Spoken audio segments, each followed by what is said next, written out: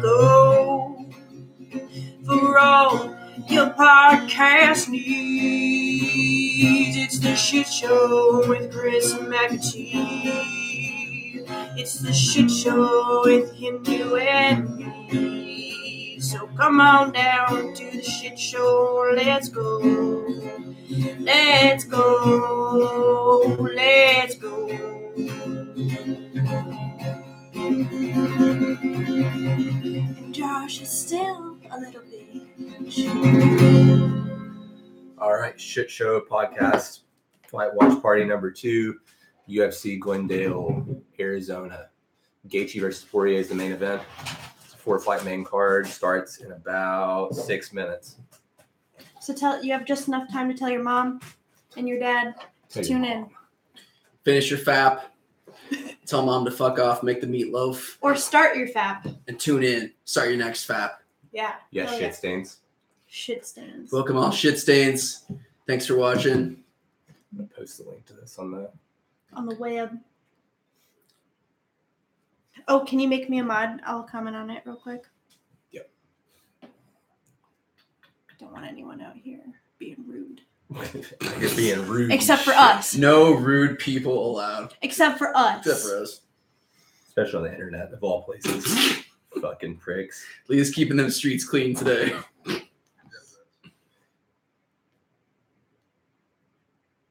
As always, always, the second fucking podcast.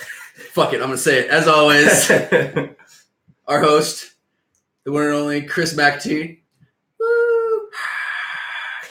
Our humble leader. Our humble, not so humble leader. Myself, Pacheck. Don't research Flat Earth, research catch wrestling. And our musical talent and mod for the night, Leah P. Moore. What up? Hold on. UFC Glendale Fighting I Club. have to do it on my phone. That's another reason I want to get like a sound dude and make him do this shit too, so I don't have to do it after I start talking. Hey, if you're a sound guy, we need you. we'll pay you like $20 to do our shit. And pizza. Yeah, free And pizza. definitely pizza. And I've got a lot of booze here. And you could shit talk if you wanted to too. Yeah. Just not to me. So I'll fuck you. All right, 4-fight main card. The first fight on the card tonight is Michelle Watterson versus Courtney Casey. Karate hottie. Watterson, what's up? Hooters girl. What's up? Hooters alum. Watterson versus Casey. I mean, I don't know much about either of these fighters, so I'm just going to default to Karate hottie on this one. But I wouldn't be surprised if Courtney Casey takes it. Karate Hottie hasn't been doing so hot.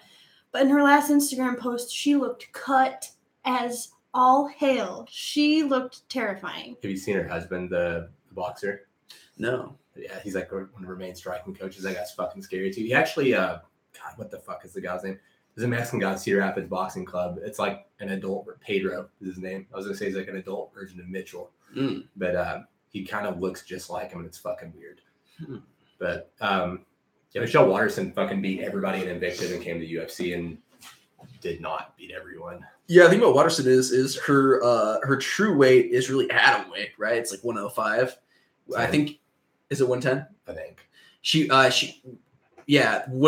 Whatever the weight class lower than straw weight is. She was the champ, I believe, in Invicta, which I believe is her. I mean, that's where she dominated. That's her true weight class. Which She's fucking tiny.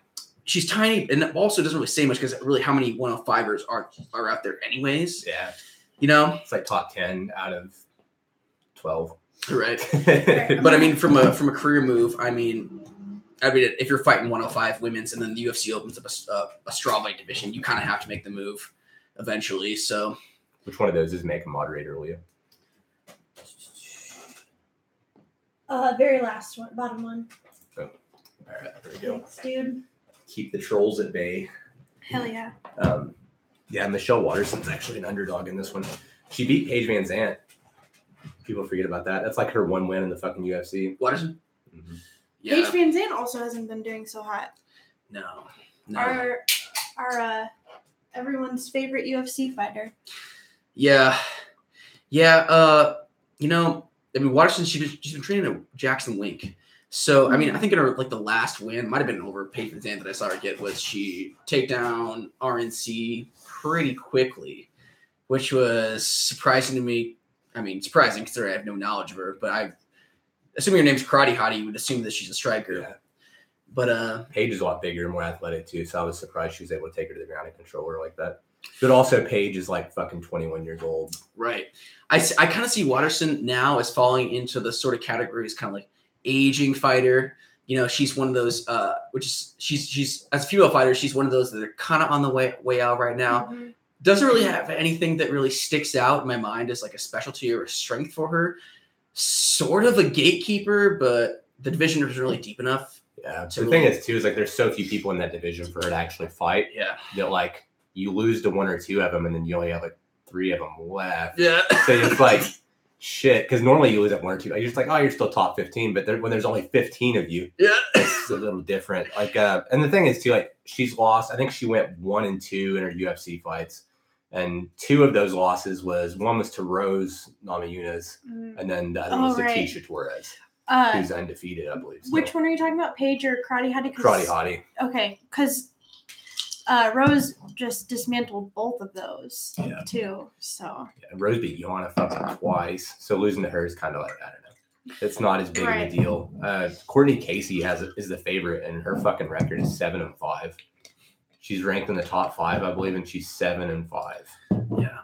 I was pretty hyped when UFC first announced they were opening women's divisions, then they opened the 45 division, which I was that's cool, but who's gonna fill that out? Sobward. They opened the 25 division. I'm that's kind of cool, but there's just no women to fill this out, which kind of just leads to shitty fights and oversaturation, and just kind of what are we doing, really? Yeah, it's it's a little women's MMA. I did this last time too, so people probably feel he fucking hates women fighters. It bears repeating. It's just different because it hasn't been around as long. Yeah, it'll catch up. But as of right now, women's MMA is at UFC 60, and we're at UFC 2. We just did 223 last weekend. Yeah. I said, we're live. The fights are free to watch, so figure that out. You're all adults and hang out with us. That's right. That's right. God damn it. Hand, all right? That's the goddamn right to say. That's the right thing to say. Is your boy Sonia over there? My dad last night, or yesterday at lunch, he's yeah, I watched for 10 minutes and I didn't get it. You guys were just staring at a TV screen. And I was Dad, God. Let's go to podcast, Dad. Oh, God. Well, you always embarrass me. Oh. You're embarrassing me in front of no one, but I'm still embarrassed. Gosh. Hey, did you bring your little salt lamp thing in? No, it's at my desk at work. We should get one dedicated just for the podcast. Yeah, hell yeah. Yeah. Sorry, that does eliminate some ambiance. It's all for good. Sure.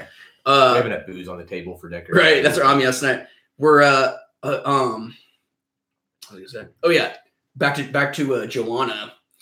The question is, Joanna. I think the next move is obviously not going up to 25, but then now she got Shevchenko to deal with at 25, who is coming down from 35. Yeah, fuck that. I feel Joanna's kind of fucked in this future. I don't see.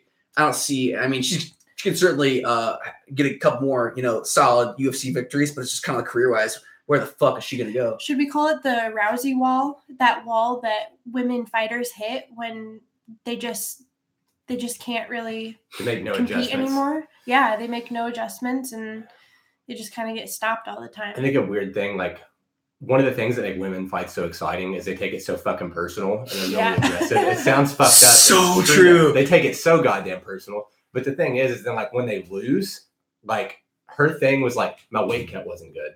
Yes. I'm and you got lit up with a left hook from fucking hell. Right. Yeah, I'm sure your weight cut wasn't fucking great. It never is. But you can't just blame your weight cut. What you should do is a champion mentality or just a fighter in general. You should make that adjustment. Go back and look at hey man, my right hand was a little low. I did this, I did that. Especially if she had professional Muay Thai experience back, and you think she would go and make those adjustments, and she really didn't. She didn't get finished in the fight with Rose this last time, but she still ate that left hook over and fucking over. So I don't know. I think they take it so personal and they get so caught up. I think male fighters do it too, but women fighters have a higher intensity level for whatever reason. I don't know if it's if you have a thing to prove or if it's just I don't know, man. Chicks are just mean as fuck. It's way more aggressive. Dude, I couldn't agree more with all the points you just made.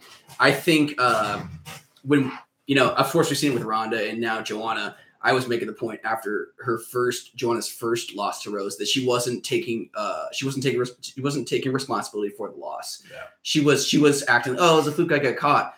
I mean, maybe she did. I mean, she kind of proved that she didn't now. Mm-hmm. But she wasn't taking responsibility for the loss, judging by her like Twitter posts and shit. And after this one, it doesn't seem like she's taking responsibility either. Yeah. And that's just it's not hard to make adjustments when you don't feel like there's an adjustment to make. Mm-hmm. That's kind of what it feels like she's doing. Yeah, it's especially in fighting. I mean, it's like you got to like this person beat you. You gotta realize what it is, and I think it definitely is more prevalent with women fighters. See, part of me wonders if it's a women. It's definitely like more common in that. It's more common. But one of my things too is like if you're that dominant, like if you're one of the most dominant champions, like when you lose, I wonder if it's almost like you're drinking your own Kool-Aid and it's hard for you to even believe that it's possible that someone's actually better than you now. I think that's part of it. In the world of pro wrestling, hashtag catch wrestling research, there's a term called kayfabe, which is like basically the fake hype that and all the fakeness that surrounds all the lead up to the matches. It's like, if you say something in kayfabe, you're saying something, that you're saying to hype the fight. And I think, for lack of a better word, women fighters tend to buy into the kayfabe or buy into the hype, but before the fight, I think they're a little bit more susceptible because women, when the lights are on them and there's cameras, they're getting interviewed, they're just like, oh my God, I fucking love it. So they just lose themselves in it. So when they lose, it's like, oh my God, like how could I have lost? I'm the fucking superstar. It's just easier to get sucked into it for him. Yeah. Yeah, I definitely agree with that. Michael Bisping. Ooh. Handsome fucker. Yeah, we just talked about Anthony always makes fun of me that I love Bisping. I have the biggest She got a crush on Bisping. A lot of chicks do for some reason. That's so weird. My ex-girlfriend was the same way. Like, dude, we broke up and she never watched fights through together. I swear to God, I saw her on Tinder recently. And her thing was like, she's like, if you look like Michael Bisping, blah, blah, blah. I was like, what the fuck, bitch? If you look like Michael Bisping, my panties are on the floor. Dude, he's well. His eyes remind me of Justin Gaethje, like one's like kind of crossed. Oh, yeah. Here we fucking go again. He's not even like a suave British guy. He's like just like that like alley brawler type, showing up in a tracksuit. See, I feel like fook you up. there's different kinds of attractive. Just like with women, there's cute, like Paige Van Zandt's cute, and then there's people that are like fucking hot. Like there's a difference. Yeah. And then I thought for guys, it's probably kind of the same deal. Like you have like a guy who's like a really good like a model type dude, like Alan Jovan, or whoever. And then like you have like the fucking like rough like Bisping. Like chicks are into that because he's like this guy would break a bottle in the alley and stab someone. Or like I just want to fix him. I just you gotta fix his eye. Well, Michael, hold still. Let me just move it. I love you, Michael Bisping. That's had to do it. He is one of my favorite fighters, but I fucking had to. Props to him for fighting without depth perception. Right? All of his knockouts come from. Well, now he's never gonna fuck you once he hears this. That's not what I want. I just want a commitment. Okay. See, the thing with him too is like he says it doesn't like affect him really. It fucking has to because every time he gets hit hard with a punch out, it's on the left side, so it's on his right, which is his fucked up eye. So I think he doesn't see it. Like that Luke Rockhold question mark kick. Granted, Luke catches everyone with that shit, but GSP doesn't fucking knock people out. Yeah, and he bombed on him with that left hook. You got to go for it. That's mean. You got to go for Bisping's oily eye. Yeah, that's mean. Apparently, he's going to get it fixed after he retires. He just said like they won't do it now because he's still getting hit. But goddamn, Vitor Belfort, man. I do agree. Why is Bisping still even fighting? I think he wants one more. Yeah. I feel bad for Bisping too because like I used to fucking hate him because of his attitude and the way he acts. But then like my whole thing is like if you really look back now, like he was like pre-USADA. TRT was legal. He would get to the number one contender fight every time, and then the people he would fucking lose to would be Dan Henderson, Vitor Belfort. Who was his other loss? There was another loss for number one contender fight. It happened to him 3 fucking times, and the people always either tested positive afterwards or post USADA or after they got rid of TRT, even right before USADA. Like they all started losing. So that's one of the things. Like with Bisping, I'm like, did he stuff that shit out? Like. TRT Vitor Belfort might have been the best pound for pound fighter of all fucking time. Dude literally kicked his fucking eye out. He kicked his eye out of his fucking head. A wheel kick 43. I think he's like 43 fucking years old. He wheel kicked his fucking eye out of his head. Dude, fucking just wheel kicks straight from Hades. Just served up. Like, he winds up as they're coming around. Satan just dips in, freezes time, spits on the foot, just like flames shoot up. He dips back out, resets time, and then the foot just comes back around, just KOs you into oblivion. And just like proof that like TRT is a motherfucker is all right. So when you're learning new moves and shit, like as a fighter, you peak like late 20s, early 30s. After that, you don't learn any new moves. You get better at the things you're already good at. When you're fucking 40 years old, you don't go from throwing mostly boxing combinations to like 5 back-to-back head kick knockouts. Word. Like, oh, I'm 44 years old. Guess I'll start throwing fucking wheel kicks now. No, that's not normal. And he almost fucking broke John Jones's arm. Right. Yeah. The test results came back before the fight too, and the UFC let him fight anyways. Jones was pissed. If there was any more proof that was needed that Vitor was on roids for that match, is the fact that he hit a fucking armbar from guard in MMA. Anyone who thighs just clinching like a motherfucker. Snap that shit. Sweat didn't mean shit. Just armbar from guard. The first one in like 50 years. Like the third round. The third fucking round. Go find me an armbar in the third round, please. Somebody find me an armbar in the third round on Wikipedia. Someone needs to start a page like armbars from guard in MMA. Just have like a joke page of just like shit that like will never happen again in MMA. It's just gone. Can't throw up sub off your back. All right, so where are we at? What's the first fight? Watterson Casey. Oh, nice. 7-5. Casey is a favorite for some reason. I can see it. She's just meaner than Michelle Watterson and bigger, but she's 7-5, which is a pretty fucking salty record. That people forget she did beat Claudia Gaethje. She beat her, but it was in 2016, which you're like, oh, that's 2 years ago. Well, the main event on that fucking card, I wrote this down, so I thought it was fucking interesting. Bader versus Nogueira. Bader versus Nogueira 2. And it was a split decision win. Dude, possibly the most boring headliner I've ever fucking heard. Which Nogueira fight was with Bader? Was it the first one or the second one where he TK'd him with elbows to the body on the ground? Like half guard caught, elbows to the fucking tummy, like over and over. So effectively, that just didn't happen. No. Just ignore it. Watterson is one of those people too, where it's like, I wish you were meaner.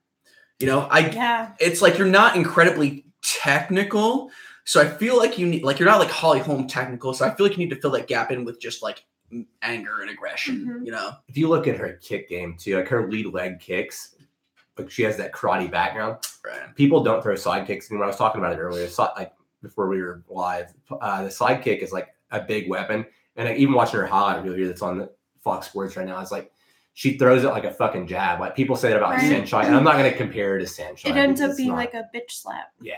And it's just not this, like, she's not Saenchai. It's not what I'm trying to say, but she has the lead leg dexterity. It's like she has an extra fucking arm. But like when she throws those kicks, she kind of just touches them with it and brings it back down. It's almost like she did point karate fighting. Yes. And she never made the adjustment to really like load up in her hips and explode into the strike. That's what I see from her. Because like I was talking about her, like if I sidekick, I'm not a big dude. If I sidekick someone, they go stumbling backwards. Like it's just, that's what happens with a sidekick. That's why I don't understand people don't use them as much. But she doesn't throw them violently. Yeah. It's like her fights are like sparring matches a lot of the time. And all of her finishes are usually like, I don't know, she's got a lot of submission wins. Yeah, man. She's got more submission wins, I think, than people realize. And I'd say technically she's a striker, so that's a little fucking weird to me. It's right. Like if you're that good of a striker, like, I don't know if you're not committing on the strikes or you just don't have that killer instinct. She does seem like such a fucking sweetheart, though, in interviews. She seems really nice, and she seems like she's doing work being like the face of like the women's division in UFC. But yeah, I mean, she girls with Holly Holm, you know, and even look at Holly Holm, even this incredibly technical striker, you know, has been on like a losing streak lately, you know, and when you can her style is, you can tell that she rubs shoulders with Holly Holm, and like you're saying, like not like with her sidekick. Now you say that she does Holly's got a good one too, and it does seem very like point karate-ish, you know. But it's like, man, and I'd like to see this at home too. Really, just more like be mean, and impose throw your it game. like it's a weapon. Don't use it to like people who use side kicks a lot of times like almost like a defensive thing or just to score a point, like land contact. You can fuck someone up with a side kick. Mm-hmm. Absolutely. Dude, Joe Rogan shit. Well, this is like a turning side kick. But even if you see a stationary one, man, like that shit is fucking legit. It's one of the hardest kicks you can throw. It's terrifying. Just the way you load up on your hips, and I don't know, you can fuck someone up with a side kick. So I don't know why she doesn't throw it like with bad intentions, I guess you would say. I feel like she's savvy enough of a veteran to where if she just got a mean streak in her, man, she'd own the division, mm-hmm. you know. And you know, shallow too, even with her age, like she could still do it because there's not a lot of them around. Yeah, I mean, we're saying she's like aging, but I mean, like it's the women's division, and she's still like probably like early 30s, or still young enough to like do some damage. I always forget this too. Every time I watch her, her thighs are fucking huge, man. It's weird. Like she's like walks around like 120 pounds, and I think like 70 of it are fucking legs. Yes, yeah. It's one of those where it's like we were scrolling through like Instagram or some social media shit the other day, and like Karate Hottie came up in a bikini, and she was like, "Would you smash?" And I was like, "Yes." Just one of those like on the edge, like the thighs would be so big, it'd be intimidating. We go, yes. I'm not going down her. Chris the hard yes. She'll smash my fucking head. Like, have you guys seen Game of Thrones when fucking the mountain fucking smashes Oberyn's head? I feel like she could do that with their thighs. That's fine with me. I stopped watching right before the season with the mountain, man. I need to finish watching Game of Thrones. Yeah. So goddamn good. Yeah, so that's how you die, right? Just I mean, if I have to pick, it's either blunt force trauma to the head or drowning pussy. Oh god. Nice. All right. Well, if you want to drink along with young Pacheck tonight, we're going Vegas bombs. Simplest version of them: Crown Royal and butterscotch schnapps, and of course Red Bull. If you want to drink along, get wasted. I also have some limeade margarita Mike's Hard in backup for my weird drink. How dare you? To keep my weird drink streak going. And also because it's his period. Yeah, I get gut rot so bad from like Mike's, anything super sugary like that. Like, yeah. If I drink more than like 2 or 3 of them, I fucking gut the next day. No, I tell Anthony, he for some reason loves bringing home like Smirnoff or like ice, Smirnoff ices and stuff. Yeah.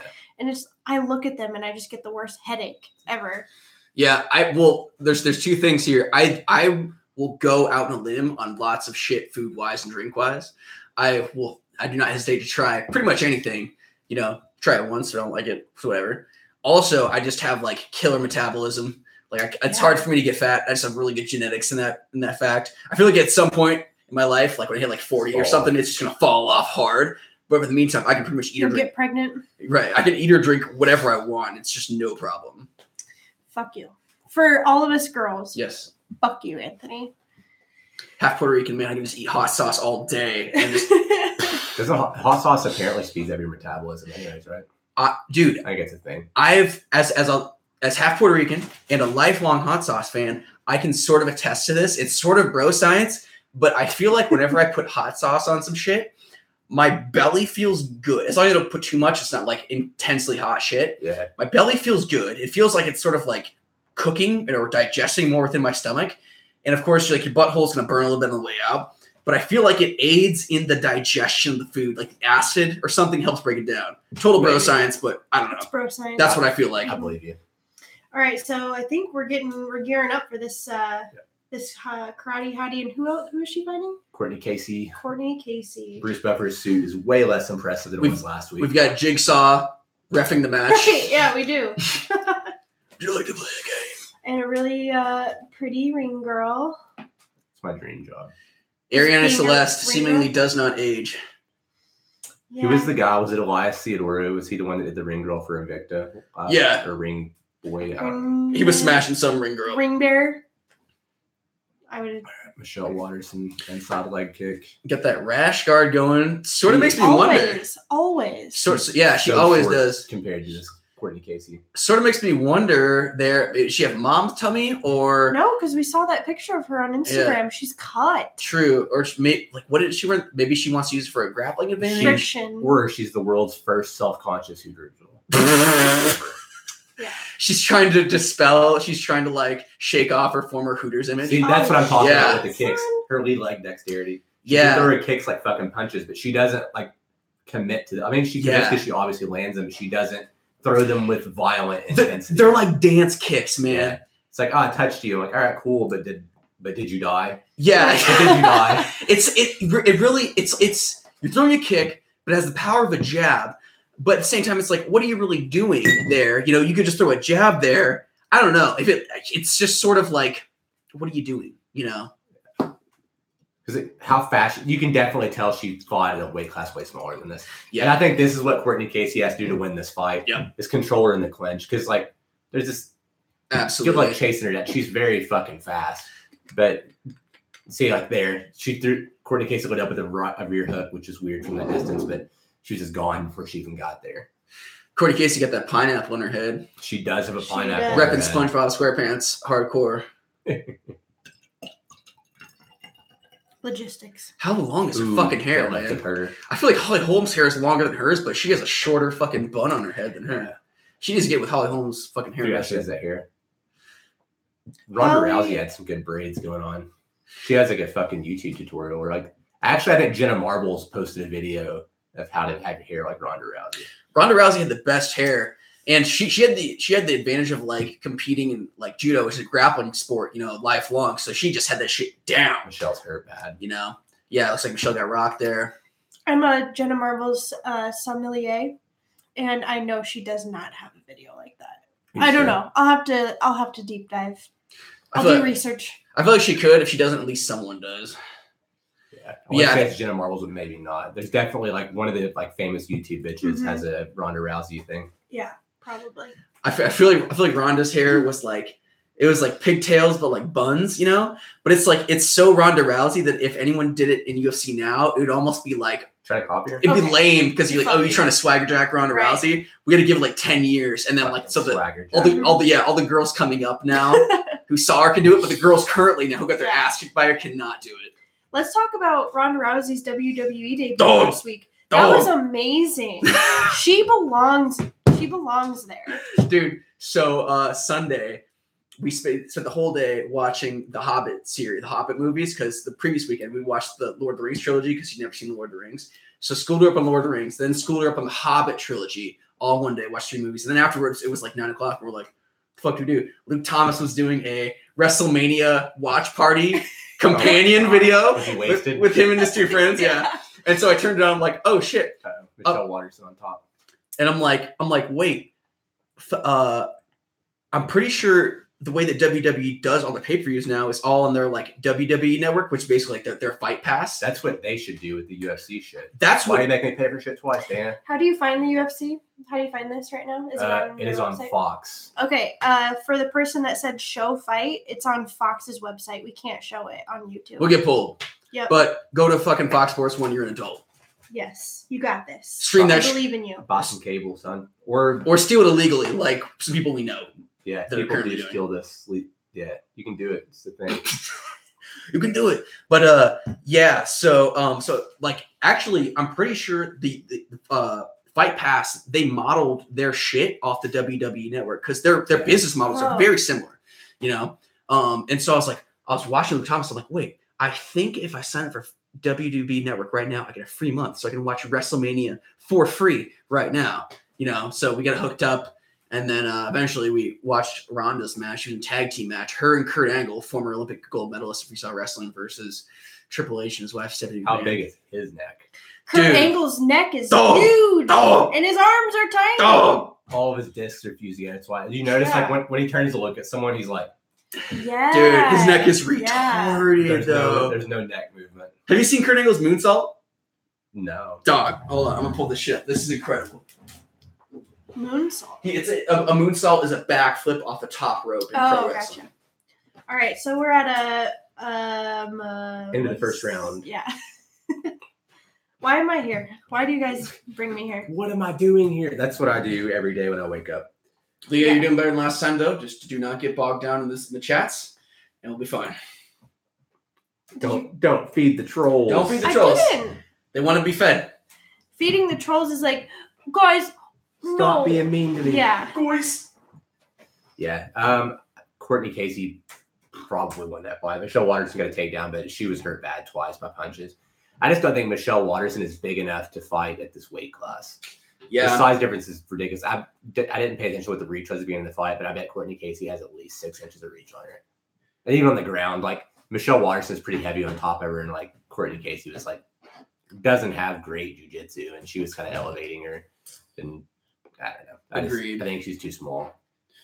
Agreed. Yeah. I mean, not skill wise, but weight wise, Waterson is basically like the Mighty Mouse of the women's division. You know, I mean, they opened up the flyweight division for Mighty Mouse, which let him dominate. If they had enough people at 105 to open up an atomweight division for the women's, Waterson would essentially be like that. You know, unless there's some monsters out there that we don't know of. But it's like the 125 for Shevchenko. She's too small for bantamweight. That's what's kind of. I mean, she fucked up most chicks at bantamweight, but you can definitely feel that. Oh, Waterson's getting lit up. Walking her down. Oh, yeah, it's gonna be, dude. It's gonna be Shevchenko versus Gaethje at 125 eventually. Yeah, it's bound to happen. Shevchenko lost that title fight at 35. Gaethje lost the title fight at 115. 25 just opened up. It's gonna happen. I hope they don't do it first because it kind of makes it seem like a weird, like letting her have a chance. It's a weird silver medal kind of feeling to it. It just sort of sucks. Like the two losers, like, all right. It just sort of sucks though, because like you've got Gaethje and Shevchenko are two high-level kickboxers, and they both lost twice to the champions at their division. You know, I'm pretty sure Shevchenko lost twice to Nunez, right? Once. Did she have a victory over Nunez? Oh, did she fight her twice? I think she did fight her. I think they 1-1. I think they're 1-1. Maybe. I'll look it up. Yeah, look it up. But yeah, like if they both go to 25, that's gonna suck because then like, well, I guess you could have like 2 out of 3. You know, if you had one person win one, but like one of those fighters is gonna get the short stick there, and then it's just gonna be like, well, what do we do? You know, it's like, but I guess that kind of bodes well for women's MMA then, because then you've got just divisions that are more stacked. You know, another right hand by Courtney Casey. All right, man. Takedown by Waterson. Good single Was leg. that a crotch grab? What is that? A high crotch? High crotch, yeah. Nice. I know stuff.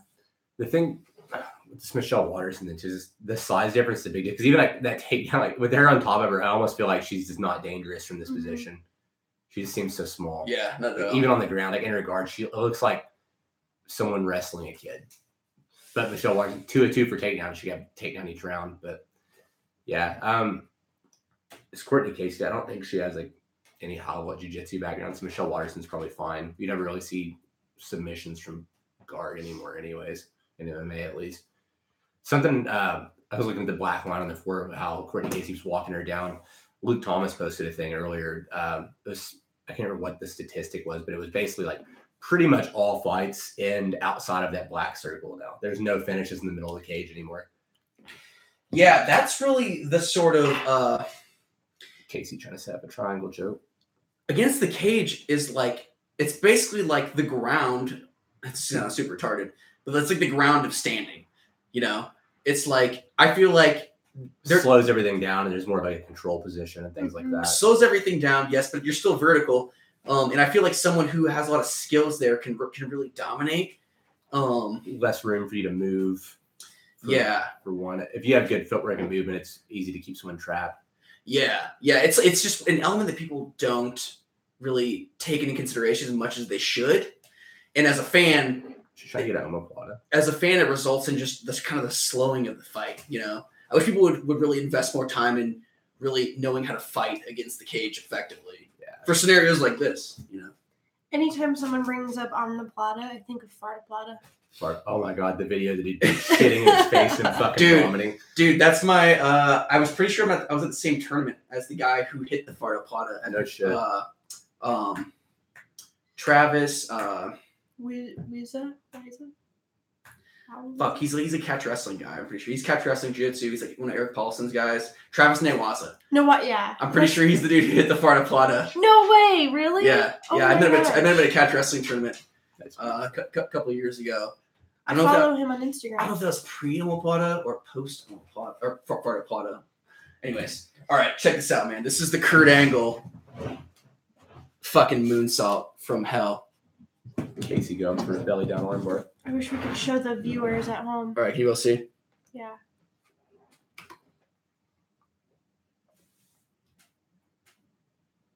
I like how they just like drop a cage over the fucking ring in wrestling. You know, probably could have won mixed martial arts fights. Kurt Angle, Right. the gold medalist, right? For real, yeah. With that Star Spangled tidy whities he's got on spandex. Does he always take his overalls off during fights? They start off as like a onesie or a singlet. That's like when shit gets serious and he's trying to finish the fight, takes the straps down. Yeah, yep. Oh my gosh. You know what? Fuck that job. It's fake. Whoa, well, fuck what? that. All right. Yeah, that's fake. That's a really cool camera angle. But also, that fucking hurt. I guarantee it. Yeah. Both of them. Yeah. With a broken freaking neck. Yeah, I just learned about razoring or they used to cut themselves. Cutting or whatever. Oh, Blading. That is so hardcore. And there's people that have like such severe blade scars that they can put like quarters in them Jesus and shit. Fucking Christ. Yeah. That's so metal. Why would you do that? Fuck that job. Watching him do that flip when he's 20 feet in there. Fuck you. Nope, not doing it. Yeah. It's like $1 million. Don't care. Yeah. When you hear people talk about like pro wrestling, they're like, "Oh, they use blood capsules. Like that's the most retarded shit ever." Like they use actual blood. Yeah, like that's so hardcore. I mean, it's not like to say that like blading yourself is like not retarded because it kind of is, but but like think about it like this: you couldn't like go through a match with like a blood capsule in your fucking shorts that popping. You know, and you like, and then look like you'd have your period, and like have like also like you. I mean, maybe you could. It's probably been done or something. Like having the ref like hand you a blood capsule would be like a little like too obvious, you know. But like what they do is they basically take a razor blade and they cut a little piece off the razor blade, and then when they're taping up their wrists, they put the razor blade within the tape.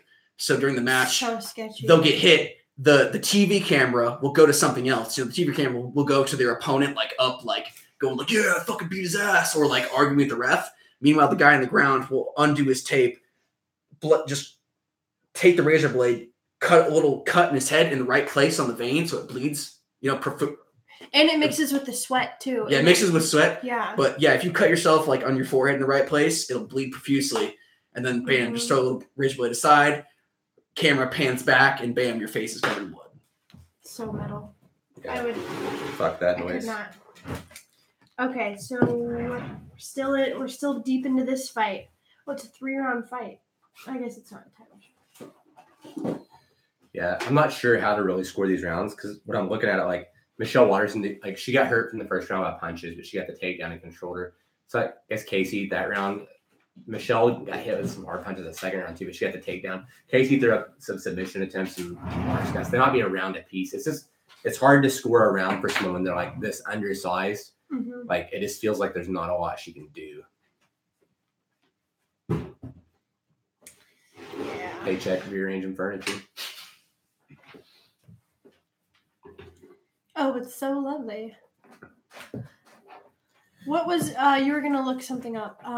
Nunez and Shevchenko's. Oh yeah. Yeah.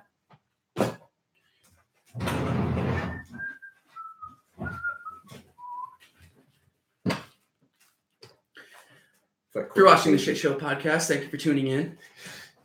Courtney Casey looks a little more tired than Watterson at this point. Carry a little extra weight. What are the chances one of our viewers is Anthony's mom? New betting odds. I guess we'll see. New betting odds? We'll be betting odds on whether it's Anthony's mom.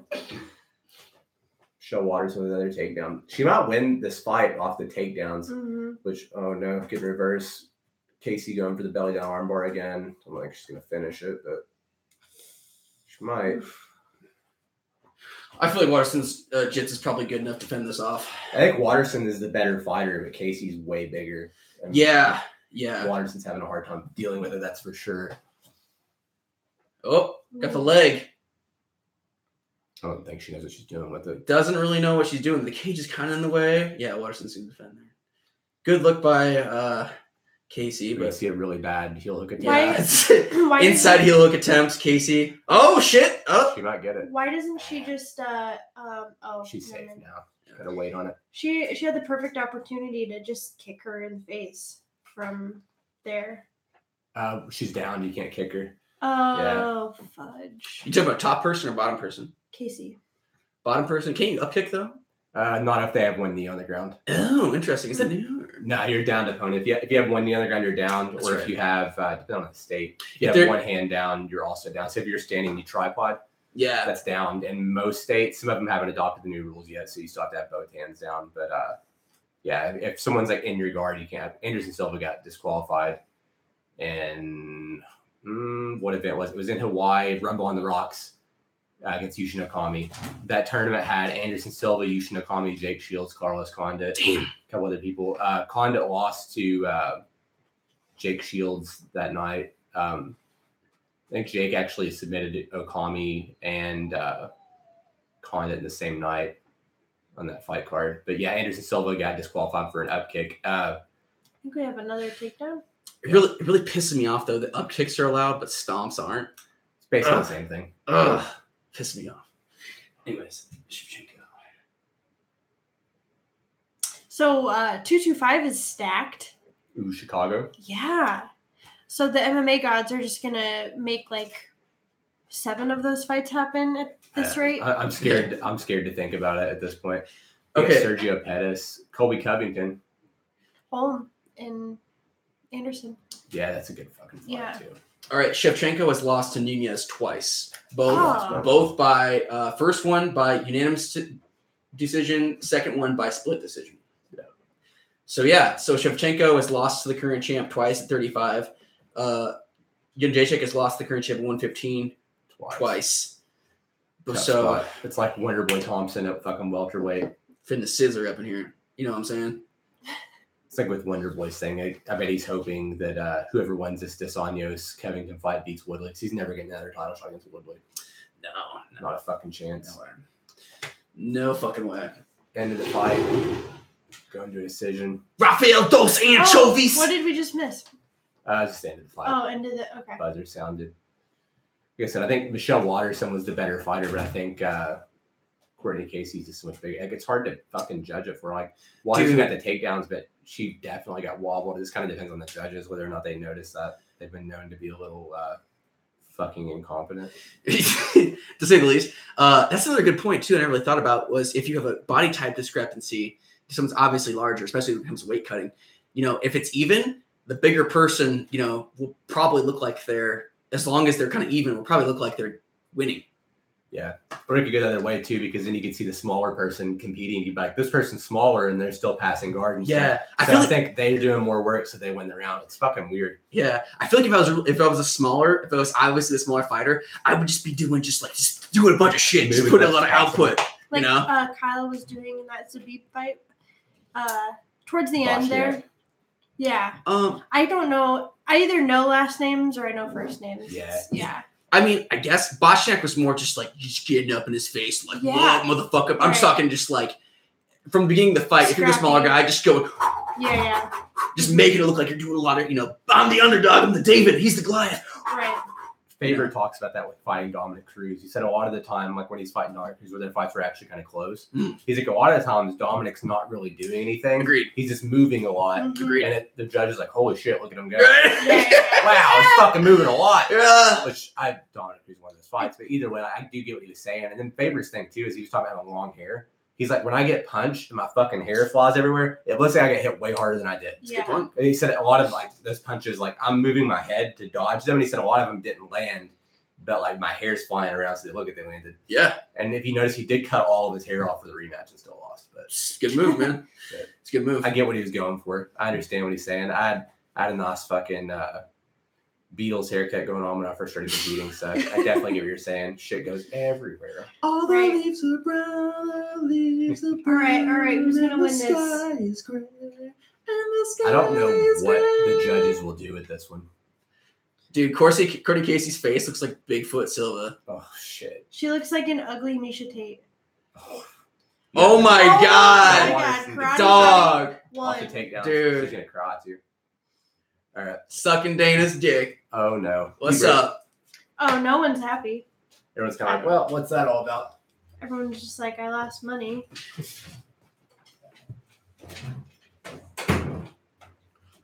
Wow, you finally won a fight. How does it feel? John Ennick here with the Karate Hottie. Michelle, what do you think your key to victory was? I just played with my juice cup and I told my mom to put more juice in my sip cup, and she did, and I was really happy. Thank you, John. Thank you. Where's Joe Rogan? I don't think he's on this one. Damn. You know how important card is when Joe Rogan is there or not? Well, he doesn't do international cards anymore. Oh, is this international? This is not international. He also does not do cards where the main card is like free on Fox or Fox Sports 1. So he only does pay-per-views that are in the United States. Interesting. He's all about that money and that easy money. That's Skrilla. Exactly. Yeah, that's Skrilla. I mean, they've got so many announcers now. He's kind of on the way out anyways. Like, if he quit, they probably wouldn't mind, you know? I would mind. So, I think he's just kind of phasing himself out, or the UFC's phasing him out. I'd mind him. I would mind. It seems like... Actually, you know what? I wouldn't mind. I like Rogan's podcast, and I honestly like him more on Fight Companions than I do on commentary. Because he can be more candid on Fight Companions. Yes, that, and also he's good at like breaking down like technique for like beginners on broadcast, but like for someone who's deep into the game, he just kind of gets like annoying over time. Right. It's like he's saying a lot of obvious stuff. Like last week, a lot of people were upset with his commentary. Yeah, his analysis isn't the best anymore as far as MMA goes. It's not the best. People have surpassed him. As far as like analysis in MMA fights and color comment. Or just as far as like analysis goes, I enjoy people more. As far as like color commentary and just like talking shit during the fights, I like Rogan the best. But that's what I like him for Fight Companions for, because then he's just basically essentially just doing color commentary with a bunch of other people who are just doing color commentary. Right. Like Brian Stan was a great commentator. He retired. Who else is good? I mean, Jimmy Smith is basically just Joe Rogan. Which one of those was the lovable idiot that like just retired? Right. Yeah. He's in Bellator now. Oh, gotcha. So he's saying stupid shit at Bellator? Right? Yeah, pretty much. Pretty much. Corn nuts, corn to the core. Mackenzie Dern. Mackenzie Accent Dern and Sean O'Malley. Lord of the Smoke Rings O'Malley. How long until we need to use subtitles to know what Mackenzie Dern is saying? Subtitulos? Yeah. You know, I just like to train. I like to fight for the win. I was born in Long Beach, California, and, you know, my dad used Brazilian, and I spent a lot of time in Brazil, and now I sound semi-retarded, and that's the life I live now. Oh, boy. That's probably like one of my favorite YouTube videos is just the evolution of her accent. If you haven't seen the evolution of Mackenzie Dern's accent on YouTube, you need to watch that shit. All you have to do is search her name and it comes up. Oh my god. Check out Stipe in total bro mode. That was like a serial killer. He wears normal clothes and they're like, dude, you gotta put this jacket on right quick. Yeah, here's a blazer we found in the Lost and Found. But I'm not wearing that blazer. I'm gonna wear that purple blazer over there. All right, man. Whatever. Just put it on. Stipe versus DC. It's a little weird getting interviewed by the person you're about to fight, I feel like. It was like Tony Ferguson interviewing Kevin Lee was kind of fucking weird. Like, I don't feel like you should really do that. Kevin, how much of a bitch do you think you really are, actually? Yeah, I don't like that. Tony, first of all, fuck you. Yeah, I don't enjoy that. Unless they're talking shit, possibly. It's just weird like, when the person that gets to pick the question and do the interview is like the person that I don't know. That's weird to me because I feel you can kind of like trap them up in some shit and like ask them some retarded questions. Yeah, I love DC. Such a good guy. Yeah, he's such a teddy bear. Man, can you hear what they're saying? No, where it's on the coming from the TV instead of the laptop. This stuff where it was on Fight Pass last summer. Oh, that's right. Yeah. Hopefully for the next, I can figure out a way to do it. I know a way to do it. I don't have all the shit to plug it up that way. Yeah. Low budget around these parts. What's the next fight? Let's see. Yeah, I'm not sure off the top of my head. I think there's another fight night before 224. Oh, I mean tonight. Oh, the next fight tonight. It will be Adesanya versus Vettori. Adesanya. Who do you got? Adesanya. KOTKO. This is the last follower. Is his Instagram handle. He actually had boxing, kickbox before he came to MMA. Also, his last fight he was throwing like 540 kicks and wheel kicks and all kinds of cool shit. Super exciting. He's like the most likely person on the card to finish tonight, I would say. He's 50-5 in kickboxing and 6-1 in boxing. 12-0 in MMA. Very cocky. Like maybe the most cocky guy other than Colby Covington in the UFC right now. Colby Covington just balling out of control with porn stars on Twitter. Are you excluding Conor McGregor because it's very questionable what his future is in the UFC? I think he fights again, but I kind of don't count him because he's been gone forever. For more than 500 days. I would say 5 ever. I would say how long he's been gone.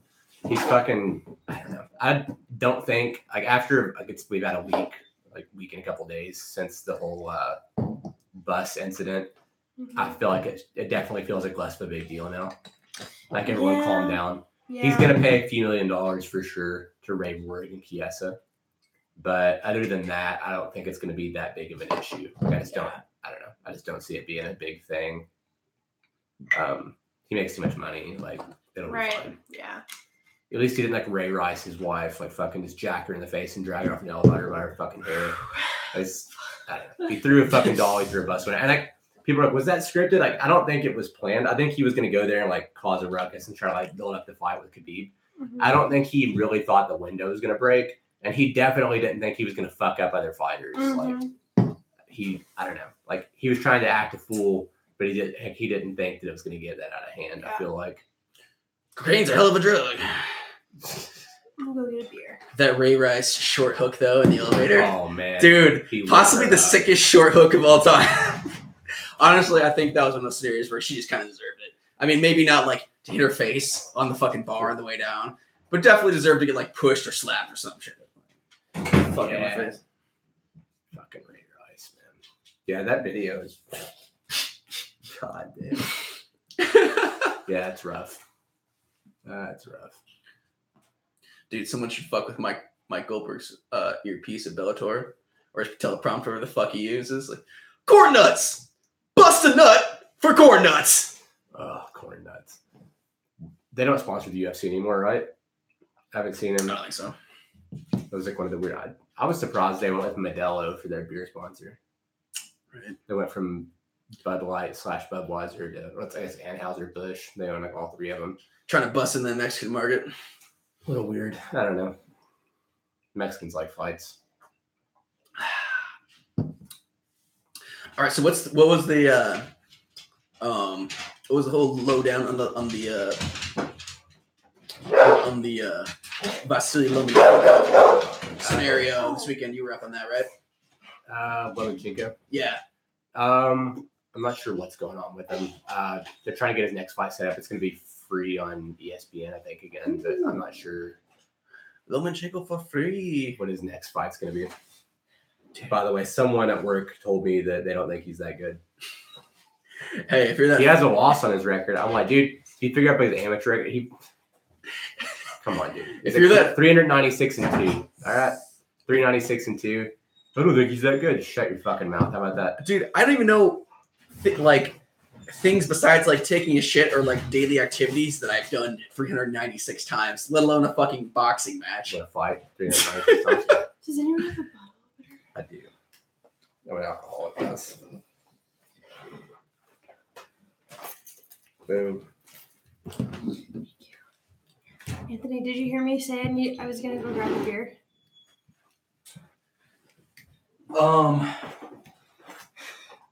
Why? Because we went all the way downstairs. Oh, for that? For beer, yeah. For that? Oh, okay. I really feel like this whiskey thing should be like a bong or something. It's kind of what it looks like a little bit. Have you seen one of those devices where you can like smoke alcohol? I have not. Dude, it kind of looks like this. Look, you'll fucking love this shit. I'll bring it up. Hold on. Anthony's our resident Jamie. Sorry for the crying animal in the background. He just wants to watch people throw hands, and we won't let him. These hands. So we got about nothing going on. I think we're just gearing up for like Adesanya versus Vettori. Yeah. Israel Adesanya. Last style bender. This will probably, well, they don't do knockout of the night anymore because, I don't know. I think they tried to like clean it up a little bit. They don't want to pretend like they're rewarding people for knocking people unconscious because head trauma. But performance of the night, probably going to this fucking guy tonight. Knockout, basically however he wants. It's the most confident pick I have from this card is Israel Adesanya. Right. Interesting.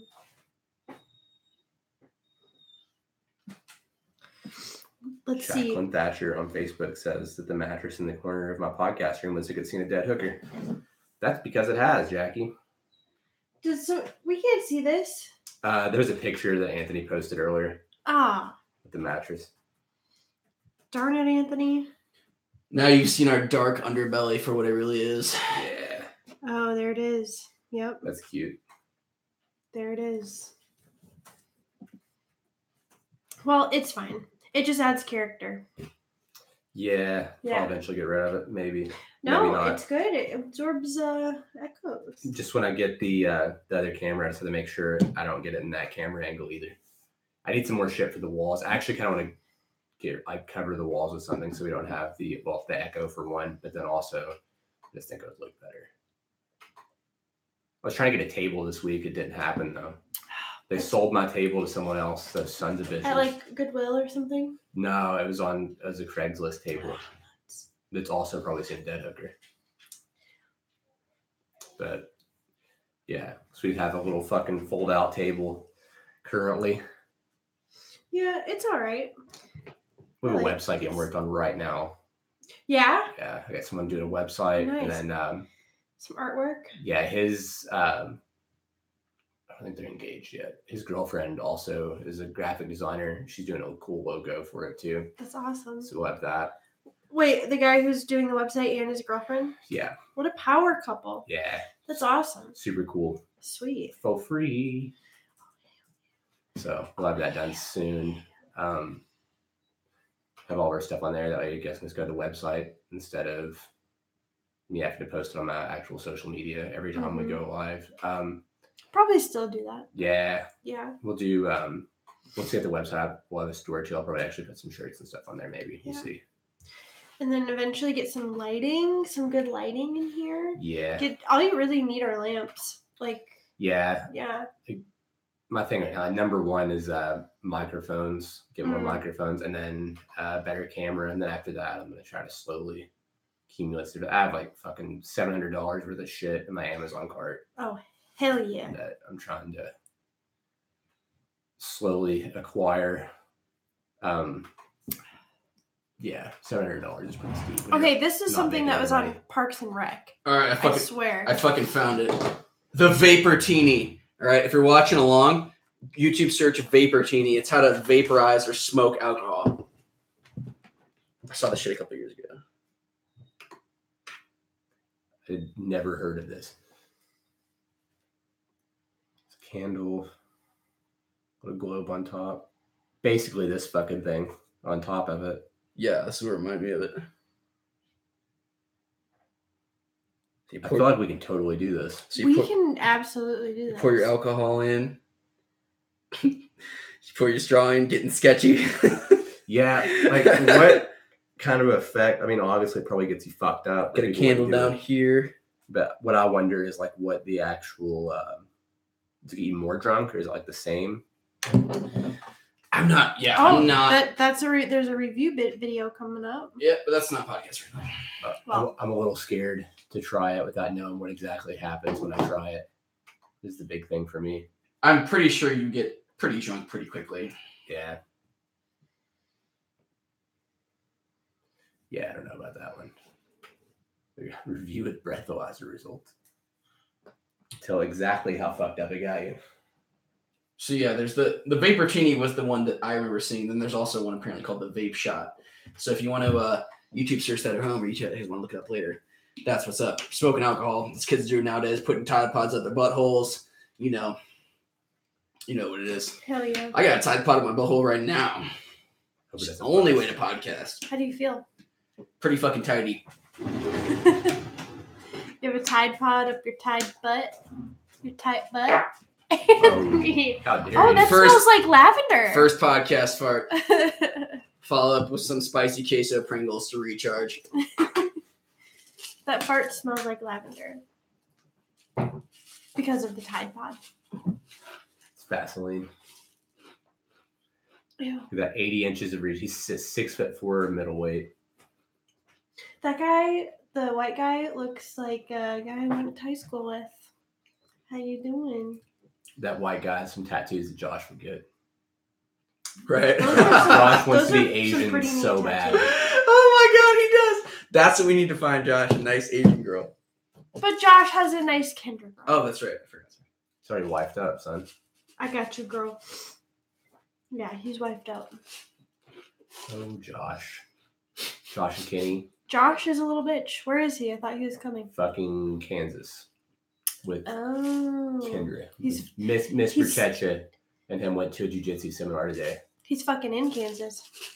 Dude, how many miles did he put in his fucking car? Dude, I know. Insane. They're love miles. He is a much better man than me. If you're 20 minutes from my house, probably not going to see you this weekend.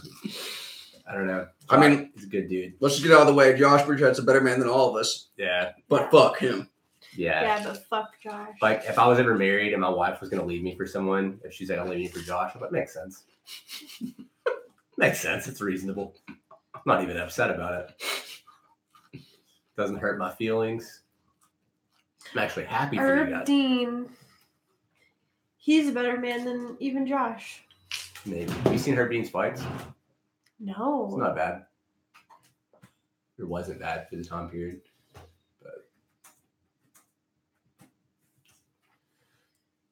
Israel Adesanya is fucking ridiculous. He kind of reminds me of he's the UFC's Michael Venom Page. If any of you watch Bellator, also. Yes. He's the Michael Venom Page. Yes. Absolutely agree. I hope Michael Venom Page gets signed. That's a fucking fight I would like. Woo! Venom Page versus fucking Adesanya. Yeah, I would watch the fuck. God damn. He might pull a rock hold here though. He has his chin up and he's like, you can tell he's not scared at all. And he might get clipped. And that is a big boy. Porier is a big boy. Yeah. I want to see it. Yeah, he is pretty big. But nothing can beat that one uppercut from what was this? Zabib Sharipov. Yeah. The guy last week. Russian Avery. There was that, but there was the one like a couple months ago. I can't even I'm so bad at names. Was it UFC fights or? Yeah. Oh fuck! I'm trying to think. There's so many fucking fights anymore. I think he's fighting on the Chicago card. Oh my god, who is it? Fuck. I think his name starts with an N, but it's like a African. Oh, Francis Ngannou. Yes. With the fucking uppercut that almost tore over himself. Yes. Shoryuken. It looked like the little fucking punch at the game where you push the buttons like when the one loses. Yeah. Mortal Kombat. Just near death. That was That was. I remember we were all there for that, and I felt that. I felt it. Yeah, that was one of the ones where it's like I don't think I don't want to get punched anymore. Yeah. Makes you question what I'm doing. There's a few of those. There's a few fights I'll watch. And I'm like, you know what? Fuck that. She felt it. Right in her vagina. Yes. Have you ever had your vagina uppercut? Not. There's a good video. Oh boy. The Uppercut. Oh. Is what it's called. And this guy hits her with a clean uppercut right to the twat. It's one of my favorite videos. Damn. Why does that exist? There is a rule on the internet called Rule 34, and that's all I'm gonna say. Because apparently my dad watches these, so darn it. The podcast today I like it. Well, fuck. We're gonna put it on YouTube. It's all right. Would be like watching just videos, like just fucked up videos like that, and doing kind of like a flight command class, just like watching fucked up videos. I don't think you do it on YouTube fun. Though. Well, that would be fun. Or Live Leak, just doing a watch companion with Live Leak. Okay, we're watching this link now. we're gonna see this person die. Watch some World Star shit. Have you ever seen people get sucked into a machine at work? And you saw that one. You showed me one, man. Yeah, a guy getting just sucked into like this machine, and he definitely died. Oh, live leak. There's a guy, like, you guys remember Rotten.com? Yeah. There was a guy who got his hand in a meat grinder on there that I'll never forget. There is I think it's on Facebook going around right now, a guy like dropping something on his foot, and it's just pictures of the aftermath and his x-rays and shit. Ugh. Why? I mean, I get it. There's people that like that kind of stuff, but I don't. Every now and then Anthony will be like, hey Leah, look at this video, and it's just someone breaking their leg like in half. I can't stomach that. Viteri got that Adesanya's fighting the little pause. He said he got poked in the eye. I'd see the replay to see if he actually did. I don't feel like he did. But this guy's never been finished, and Adesanya's finished everyone. He's 12-0 with 12 knockouts. So I'm curious to see if he'll actually finish him. Ooh, yeah. Kinda. Yeah. Kind of looked like in the cheekbone a little bit, but, you know. That was funny. That's fun. Actually.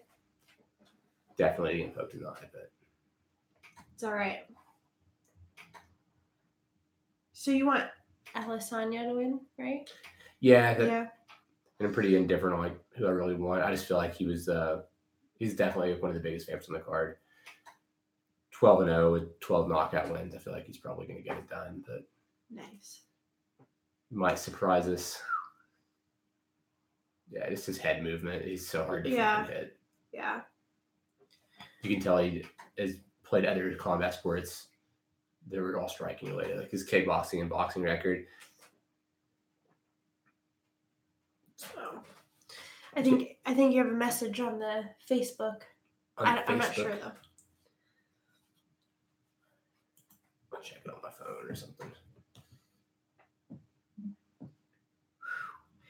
Lots of leg kicks. Ouch. Yeah. This fight hasn't been terribly close. Vittori's missing a lot. Adesanya's landing a lot of leg kicks. Vittori landed a few good ones early in the round, but just for their builds too. Mm-hmm. Jumping side kick to the body. That was cool. Yeah. I just feel like Vittori's going to slow down a lot, especially with these body kicks and leg kicks that Adesanya is using. It's their builds too. Vittori's like the much thicker, probably more explosive, but Adesanya's a longer, leaner fighter. Mm-hmm. Usually comes with more endurance, but definitely exchanging more strikes. That food downstairs, is that like days old or like hours old? it was from earlier today. It's John's stuff to be made. Listen to this fucking whore. I know what I want. Anthony drinking his Pringles. How do they just come like that? Some stock boy fucked up. By going like this a bunch? Who knows? Pringles are the dumbest chips ever. Yeah, you're right. I mean, think about it. How many times you get Pringles and they're like, okay, first, the whole premise of Pringles is that they're in a can so that, like, when you get the chip, it's supposed to be like uniform and you don't have to reach in a bag and get your hand all greasy. But really, when you get to the bottom of a can of Pringles, it's even more ridiculous than reaching into a bag of chips. Mm-hmm. I can't get my fucking meaty palms in there either. Yeah, it's fucking stupid. Actually, it was freshman year of high school. I did this engineering class. I mean, my partner designed this Pringles can that like twisted up from the bottom. You know, It was pretty smart. and we at the end of the year, you like entered your project into like this Iowa State engineering like competition thing, and we fucking won. We both won like $1,000 like scholarships to like the engineering department at any of like the Iowa universities, like UNI, Iowa State, or U of I. But I mean, neither of us went into engineering, so it was fucking useless. I think I remember you telling me about that. Weren't you guys like halfway joking or like not taking it totally seriously? We played fucking slime ball on addictinggames.com. Hey, thumbs up if you played slime ball on Addicting Games for like half the fucking semester. Right. You know what I've Half the learned year. from this fight that I hate this Vittori guy. What? First off, didn't get poked in the eye. try to get the fight stopped because he got poked in the eye. Now he's trying to say he ate a low kick to the he's trying to say it to the nuts, and it definitely was. I heard Dean was paying attention to that one. No, he didn't get it. What's the point of crying wolf like that? He's trying to get a break, like get a little rest. Boy. Like he's getting tired, which no shit, you're in a fucking fist fight. Yeah. But I don't know, deal with your shit, son. Huh. I don't know. I don't understand. It's a thing that annoys me that people do. Yeah, that is annoying. They deserve to get knocked out. Calling fouls for some shit that didn't even happen. Right. Yeah. Flopping. It's a bitch move. Yeah, it's the flopping of mixed martial arts for sure.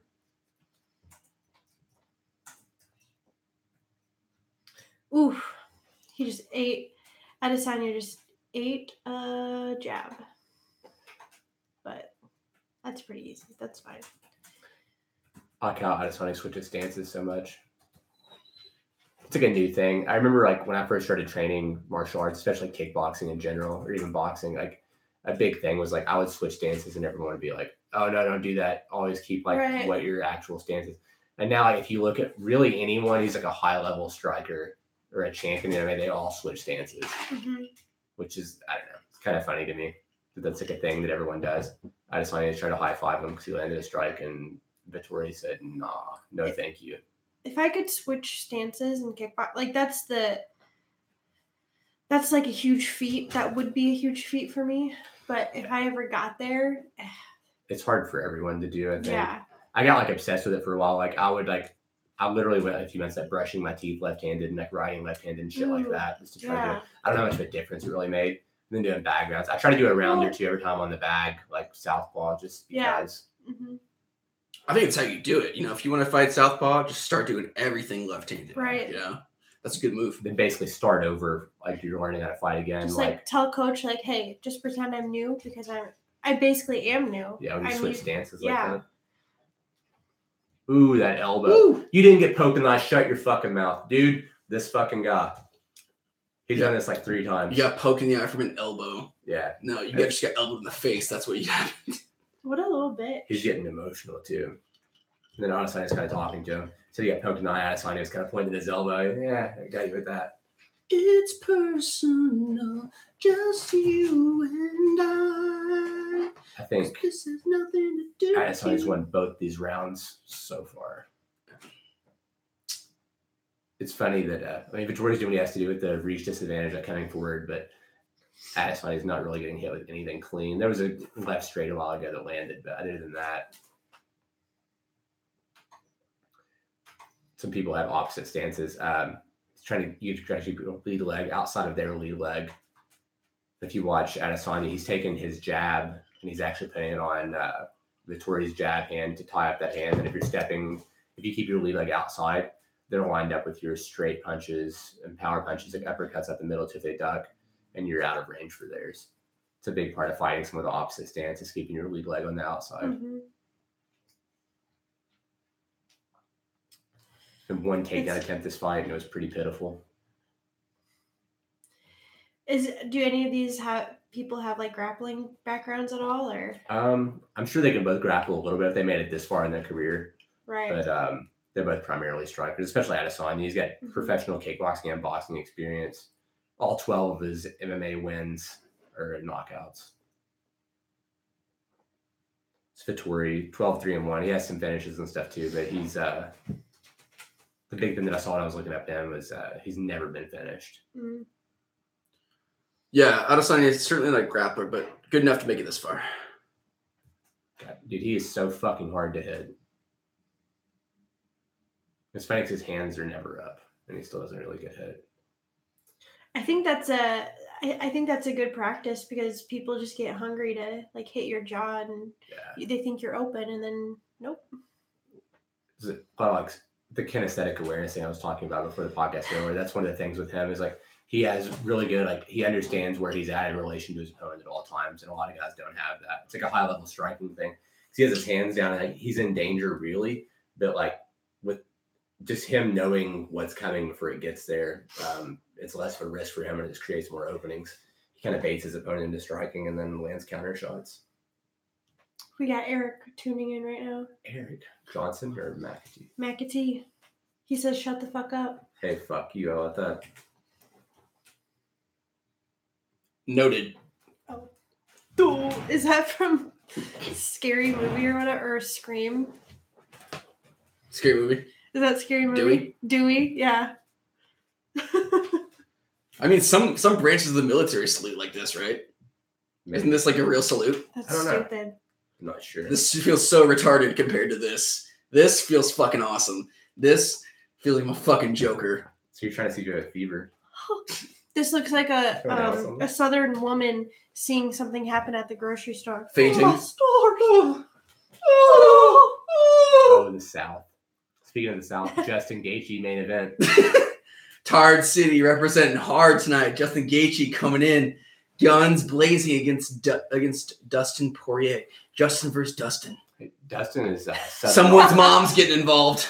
Dustin is Southern also. He's from Louisiana. Oh shit! War!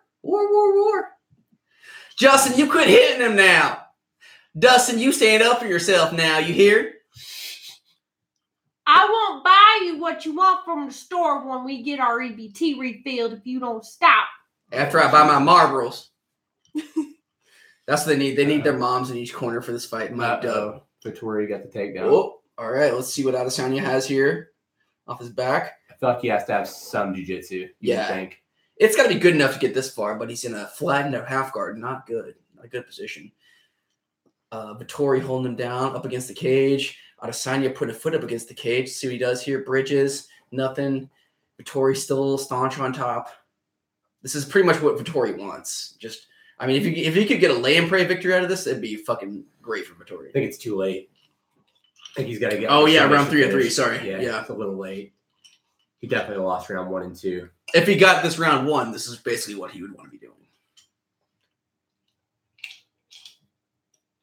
First time Adesanya's lost a round in the UFC. If this is how the rest of the round goes, anyways, he might stand back up and fucking head kick him too. So Adesanya is parallel with the wall right now. It's pretty much not ideal. He wants to be backing up against the wall so we can wall walk. He's starting to work his way there.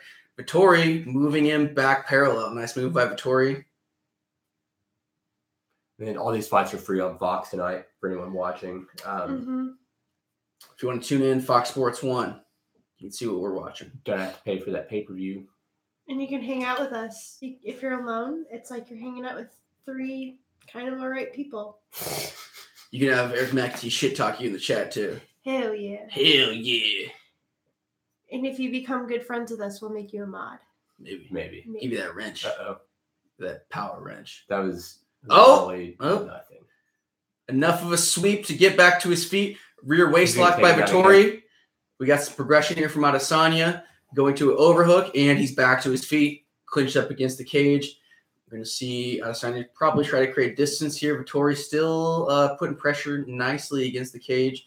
Still doing what he needs to do, but Adesanya making some progression here. Underhook, keep him up off his leg. That takedown should not have happened. Back to the ground. Yeah, that seems like that was kind of a fluke. Adesanya not looking too hot here. Bad takedown defense. But he's up 2 rounds. He could just be taking the round off. I mean, he's not really taking damage here, so not really too bad of a move. Vettori, not much of a ground pound threat or a submission threat. I mean, he'll take the round, but not the fight. I bet Vettori is thinking right now that, holy shit, I should have shot more takedowns in the first and second round. I don't know why that wouldn't be a strategy right off the bat. Yeah. Like, what did you think was going to happen? Yeah. You have access to his hot reel, too. You got YouTube, son. The fuck you think is going to happen? But Adesanya wall walking pretty nicely up here, back against the cage in the clinch. Vettori in on a single leg, up on an underhook, back up against the cage. I mean, shit, against a guy like Adesanya, I mean, this is pretty much what you got to do. This is pretty much all you can really hope for, you know? I feel like when you're fighting a guy that moves like this, one of the surest ways to tell you're winning a fight if you hear the crowd booing. It's a good point. If the crowd's booing, you're probably beating Adesanya. Yeah. Yeah. The more you can slow it down, he's all about footwork and movement and just like dynamic striking. The more you slow it down, the more chance of winning are. I mean, all the UFC really has to do is show an Adesanya highlight video before the fight, and the crowd's already on his side against whoever he's fighting. So yeah, if the crowd's booing, it's probably a pretty good sign. Sweet. Shout out to Catch Wrestling Alliance president or organizer. I'm not sure what his official role is. Raul Ramirez. Flat Earth is life. Yeah. If we get any flat earthers out there, let yourself be known in the chat. Let us know. And look into it. That's all I'm saying. Just look into it. Just listen. I'm not saying flat earth is real. Just look into it. I saw a YouTube video on the internet. I'm pretty sure it's fake. Eric Dubé, son. Look into it. Speaking of flat earth, Matt Brown on Twitter earlier today responded to me. He had a tweet about he's like, I'm not a flat earther, but if you were on the North Pole or South Pole, wouldn't you be spinning? That's just his question. Oh, boy. And it was like, I get where he's coming from. Shit. It's like, the same speed you're spinning everywhere else. Sir. That's what's going on. It's just, you're so small in the earth, so you can't tell. Kind of like, I don't know, you know how it is literally fucking everywhere else. And my tweet to him was, wow, that post-surgery Canada is strong as fuck. Get well soon, Matt.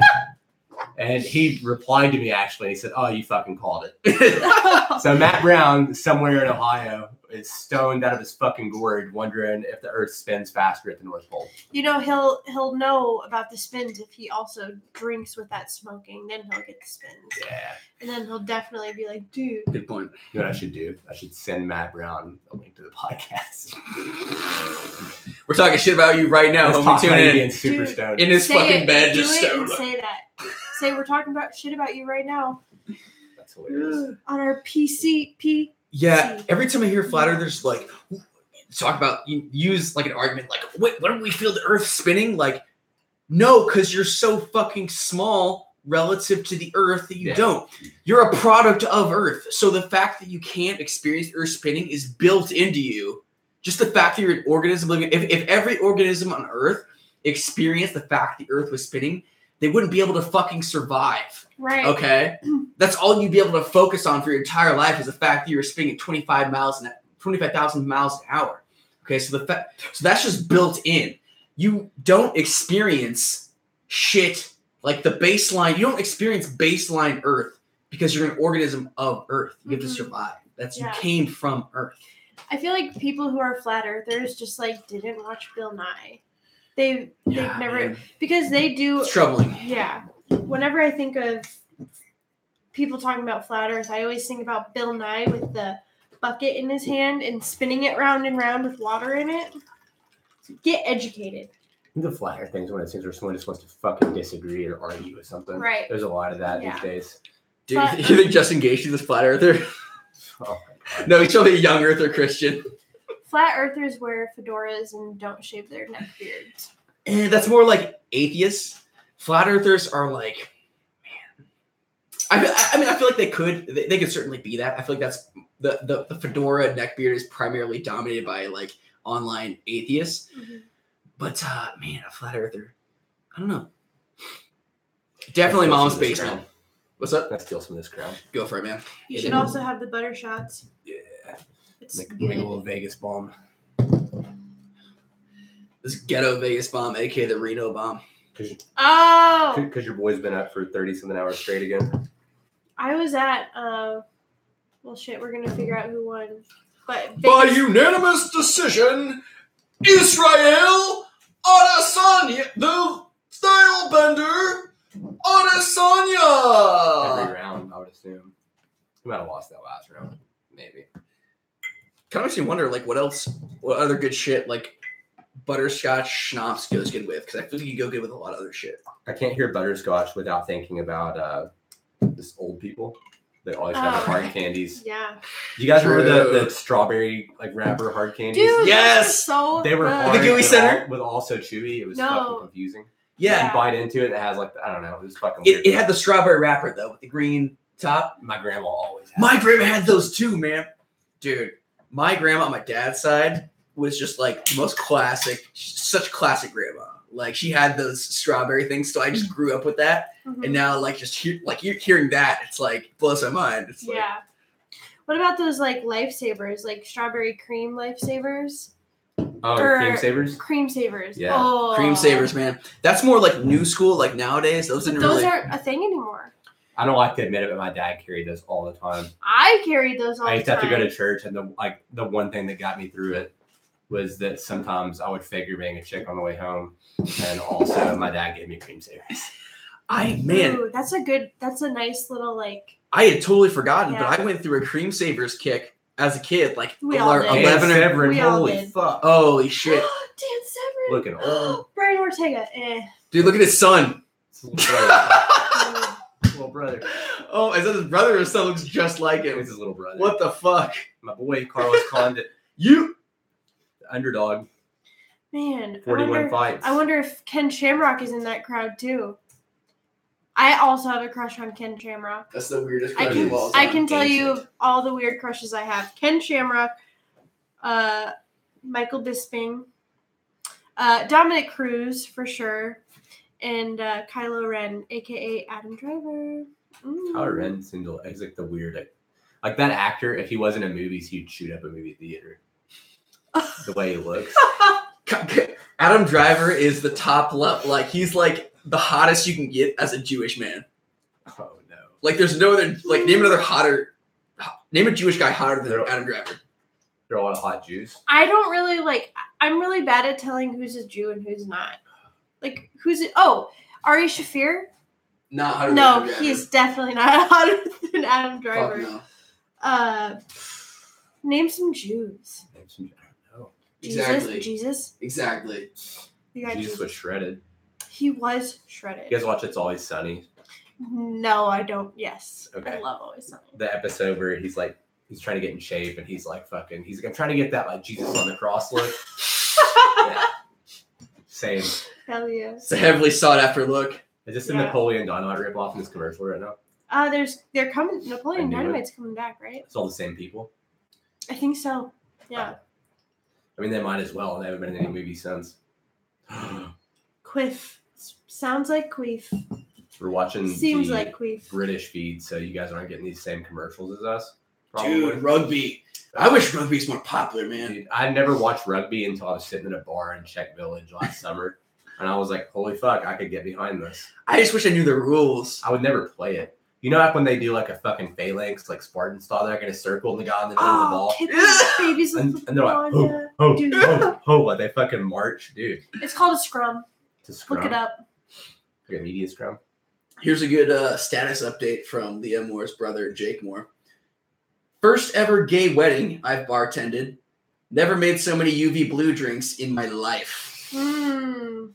That's surprising. Nice. Ooh, look at Makes that. sense. Next Saturday, Barboza versus Kevin Lee and Frankie Edgar versus Kev Swanson. Oh, that is a shit. quick turnaround after getting lit the fuck up by Ortega, by the way. Yeah. You got knocked out 3 weeks ago, sir.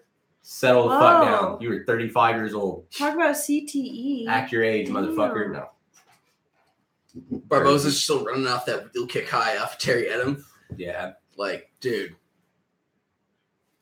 Think Kevin Lee can take him down? probably. You think?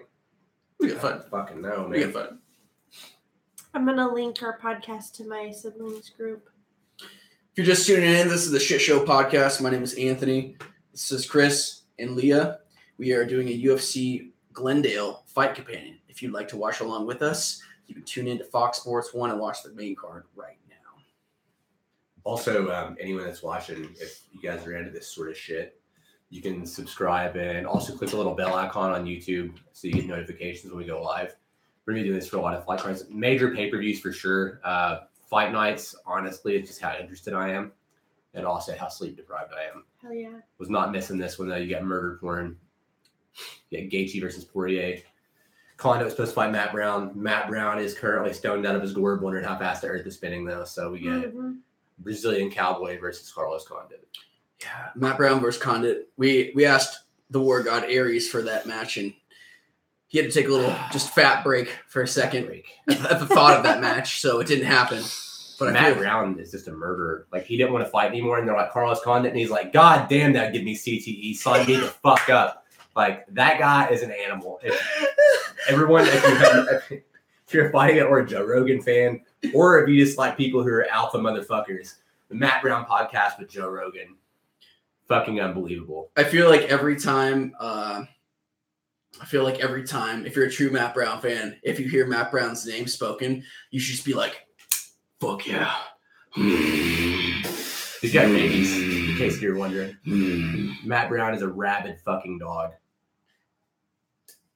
One of my favorite fighters. Him versus Robbie Lawler. Do you guys remember that? When Robbie just fucking drilled him with that body kick and sat him down on the ground.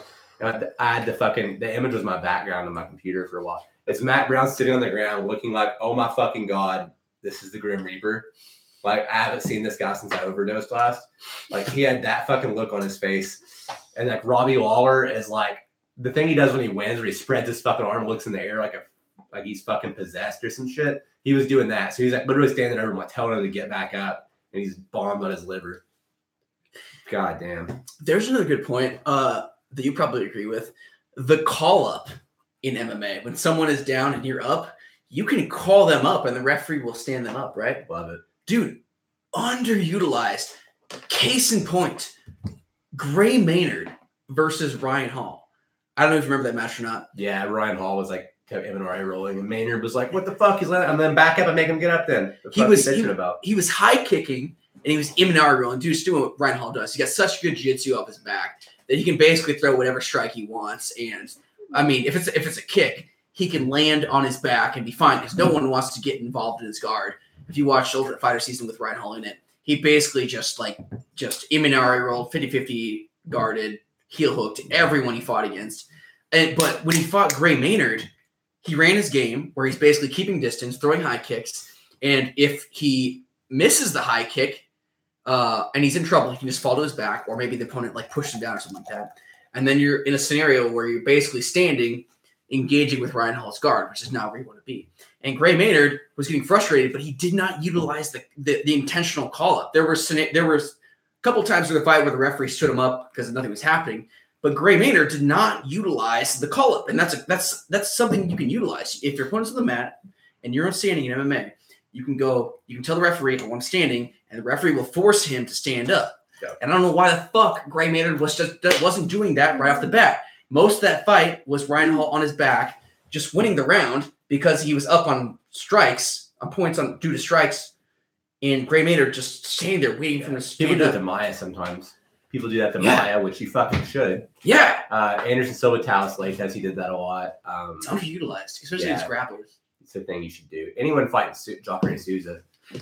Or if he falls down, fuck you, get back up. Yeah. Down there, the fuck you think? Or if you're like a striker like Adesanya and you get a knockdown, obviously that's an obvious point where you can use it. Or maybe you're just like you get a takedown, however, you wind up on top. Break away, stand up, back up, call them up, and then immediately get back up on it. Yeah. To impose your game. That's a serious advantage that strikers have within the rule set of MMA. It's not like grapplers can be like, can do a call down, right? So if you're a striker and you're not utilizing the call up, what the fuck are you doing, man? Mm-hmm. What the fuck? I find myself yelling at fights a lot when I see strikers. They'll put someone down and they'll go they'll follow them. They'll either clinch them, they'll have them on the fence, hitting them hard, but they'll instead of staying on the outside, picking your shots, doing damage to try to finish the fight, they'll get close enough where they're engaging a clinch. You're letting them recover. Yeah. Like you had them basically dead to rights, and you let them come back. It's the same thing with dropping them on the ground, and then you fall them to the ground. Fuck that, dude. Like you just fucked him up standing up. Yeah. Like why would you change anything? Yeah. Like you have a clear advantage. Why make it a fair fight or give him a chance? Make him stand back up and fucking end it. Yeah, it totally blows my mind. It's not used more. It's like call them up and then immediately just get up in their fucking face and do it again. Is this halftime or? There's 2 fights left. All right, you want to hit your halftime song? Sure. This podcast is brought to you by Leah's Guitar Lessons. Hit up is it Leah_Pia on Instagram. Leah Pia _. Yeah, I'll put it in the description again this time. Leah Pia _ on Instagram. If you're in the Cedar Rapids area, feel free to hit her up on Instagram for guitar lessons if you want to learn how to do some tasty licks. Or if you have a venue in mind and you let me play some music for you. If you're looking for some musical entertainment, feel free to hit her as well. She does gigs of all sorts. She's going to regale us with some the cover of some time, maybe an original song. I don't know. We're going to see what's up here. It's a cover. It's a cover. It's a cover. It makes sense for this podcast because it's called Big Mistake. Not that this podcast is a big mistake or anything. But That was my name before I got it legally changed. That's what your parents called you? Yeah. The biggest mistake I've ever made. fuck you. Like, you got married, moved to Kentucky, sir. I don't want to hear it. What's up? My name is Big Mistake. My friends call me Shoulda Pulled. Okay. Should have pulled. All right, guys. If you're, I don't know, Show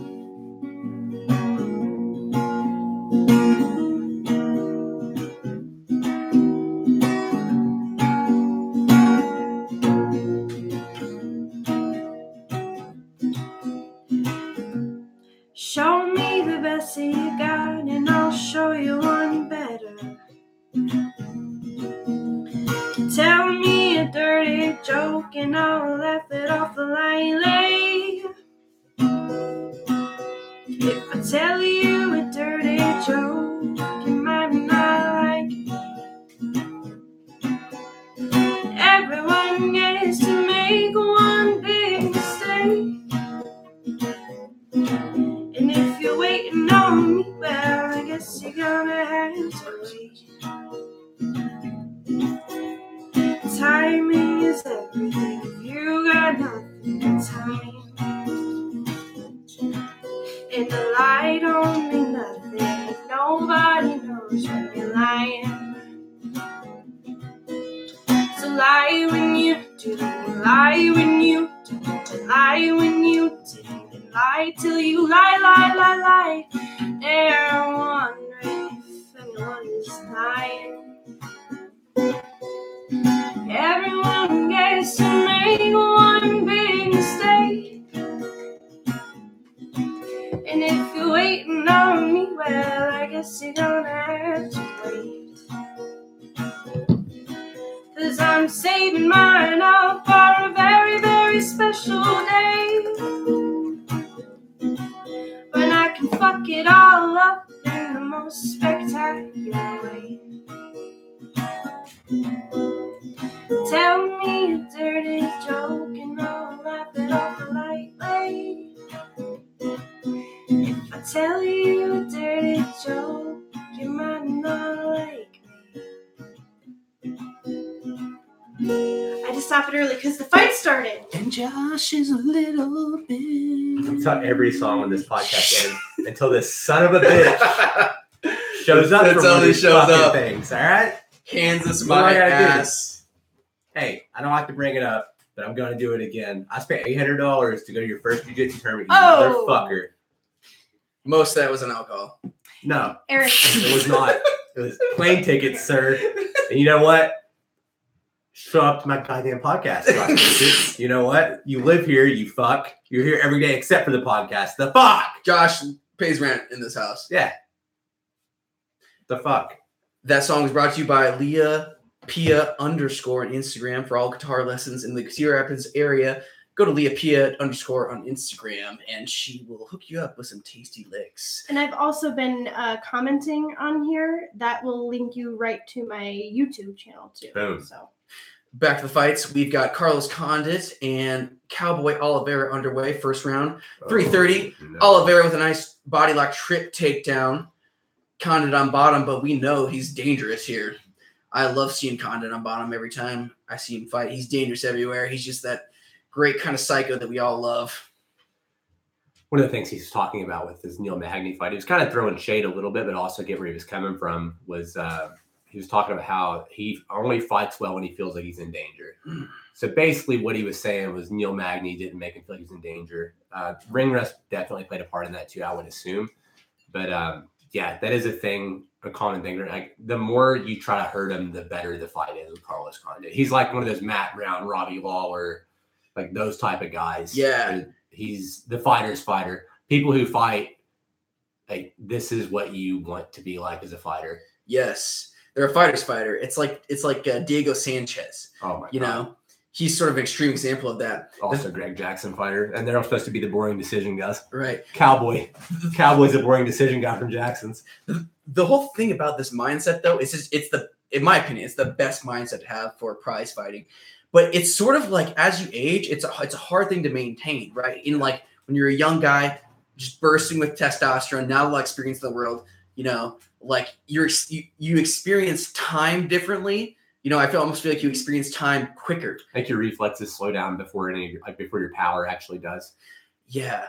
Cross on his head in a guillotine there. He's not gonna get anything like that, though. After you have aged to a certain point, though, I feel like it's sort of hard to stay in that mindset when you've experienced, like, you have family, you have kids, you have this. Yeah, I've experienced this, experienced that. It's sort of hard to maintain that mindset over time. It's such a high energy mindset that it's like you have to artificially create an environment of fear and just, mostly just fear and just feel like you're under attack at all times in order to be at your best. You can't be on top. That's one of the things too with that kind of mindset. Like after you make it, it's hard to maintain that style. Yes. You see a lot of killers. They make it to like championship level or close to championship level and start making money, and they lose that edge. Great point. Carlos Condit, really good jiu-jitsu. He's actually been doing more jiu-jitsu as of late. When his time off, when he was like semi-retired, he did a lot of jiu-jitsu after he lost to Damian Maia. Cal Terra is the main guy he does jiu-jitsu with. He's mostly a gi player, but either way. Also trains with Ricky Lundell. I'm a big Ricky Lundell fan. Not a big Kyle Terra fan, but pretty big Ricky Lundell fan. All respect to Kyle Terra.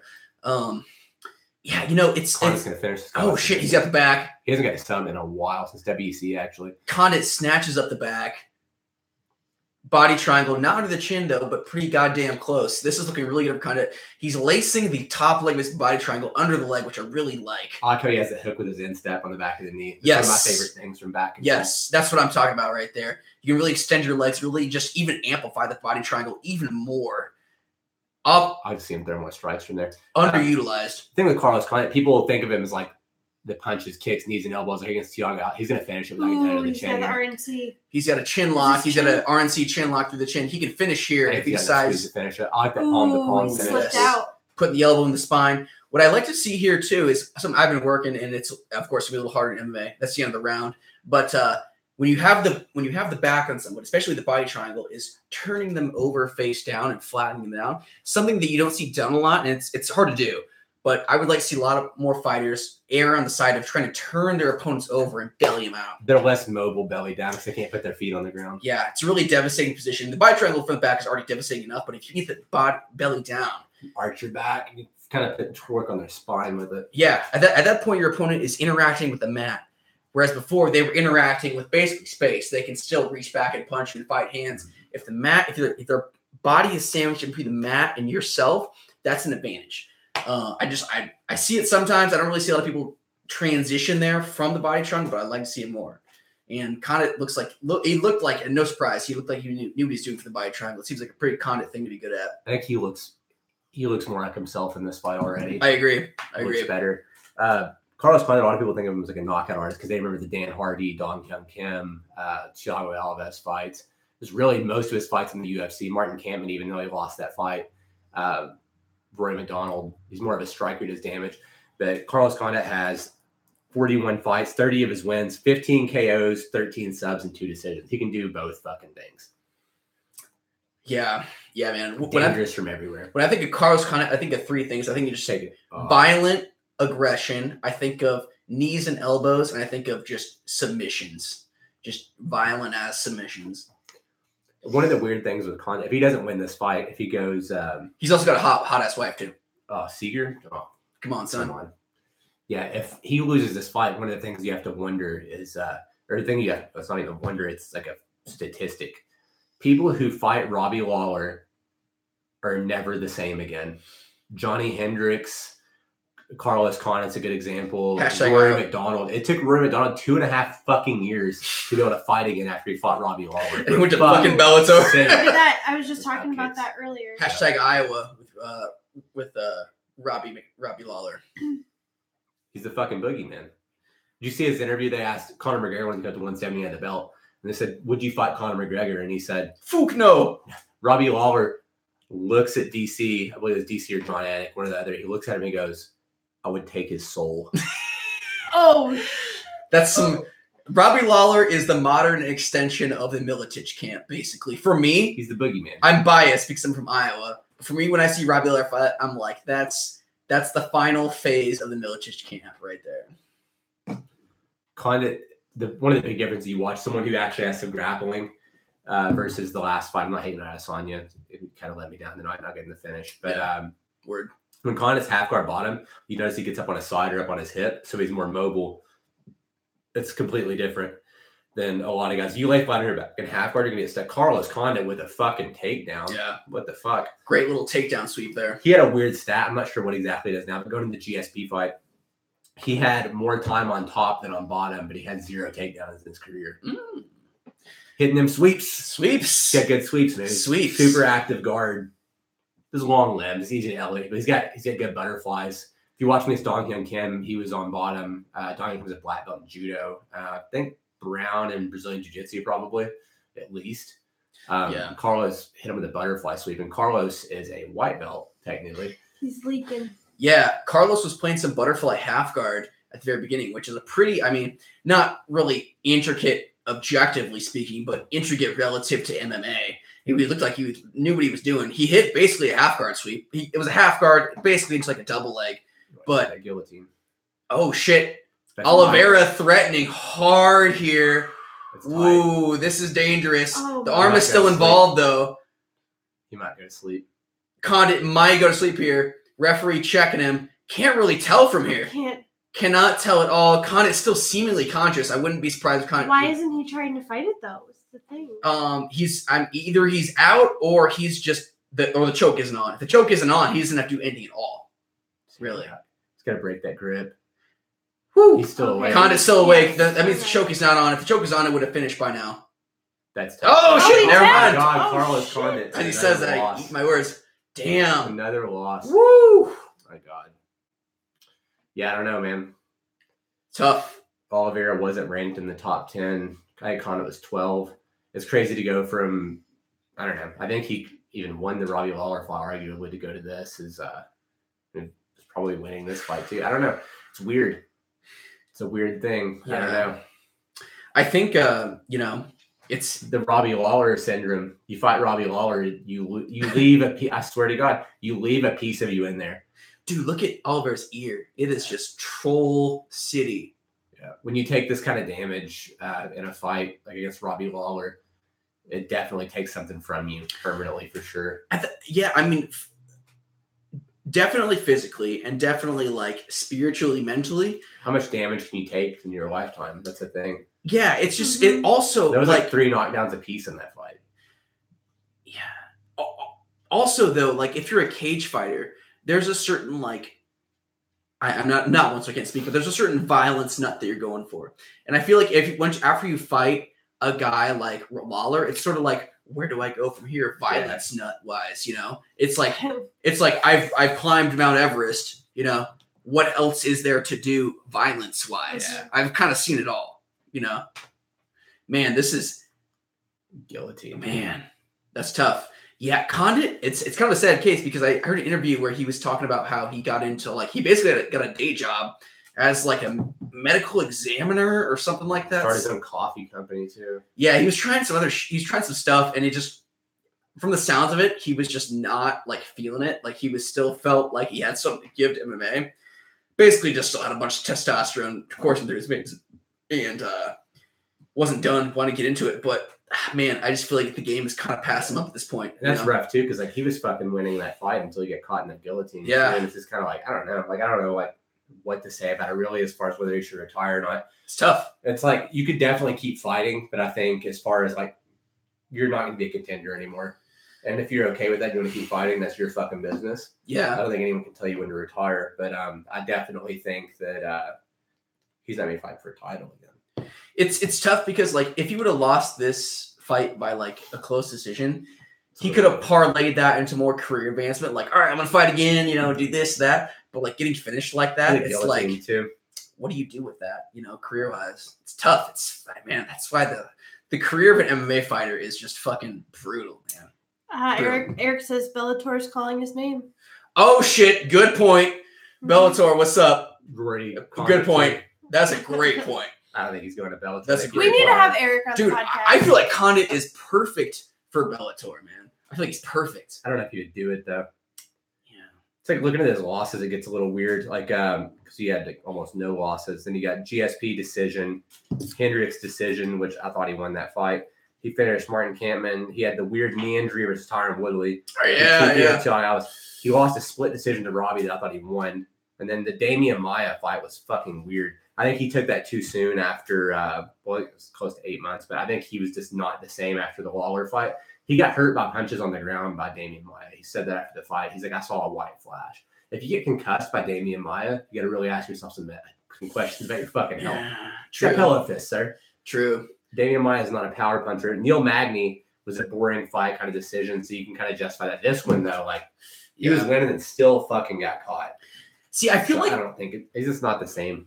I feel like Condit is an intelligent enough of a guy to where if he just fully committed to something he was good at outside of fighting, he would be successful. But I just feel like he's just still got enough fucking testosterone going where he just wants to fucking fight. Vinegar. Yeah, just got enough piss and vinegar coursing through his veins where he just wants to fucking fight. But I feel like after that's over, if he gets involved in something good, he'll be successful.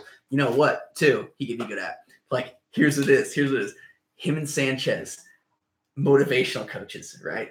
They just go to gyms and Sanchez just comes out like, you gotta fucking go in there and just fuck people up, and then afterwards Condit kind of calms it down and gives it basically the same thing, but a little bit more intelligent take on what Sanchez just did, but just gets people just fucking jacked to fight.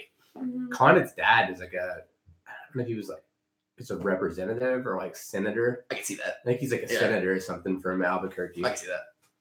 Yeah, he seems like he came from a family of either money or intelligence, He was just like, fuck, I seem to fucking douche. I guess one of the reasons he fought. Yeah. You know who else is like that? Uncle Creepy. Yeah, balling out of control. Yeah. Fucking just like knucklehead. He's a total rich kid, but he just loves to fight. Who's Uncle Creepy? Ian McCall fought at 125, almost beat. He was en route to beating Demetrius Mighty Mouse Johnson. Really, the only person who's really ever threatened Johnson besides maybe like Dodson, kind of. But he was winning the fight. But he's just such a cocky dude. Like he was on top of him winning, and he like showboated. And then this was like at 135 years ago. Showboat, and then Demetrius ended up coming back and finishing him. Did he finish him? I don't know if he finished or won a decision. Either way, it was like they kind of did like a weird tournament for the flyweight belt. Was it Strikeforce?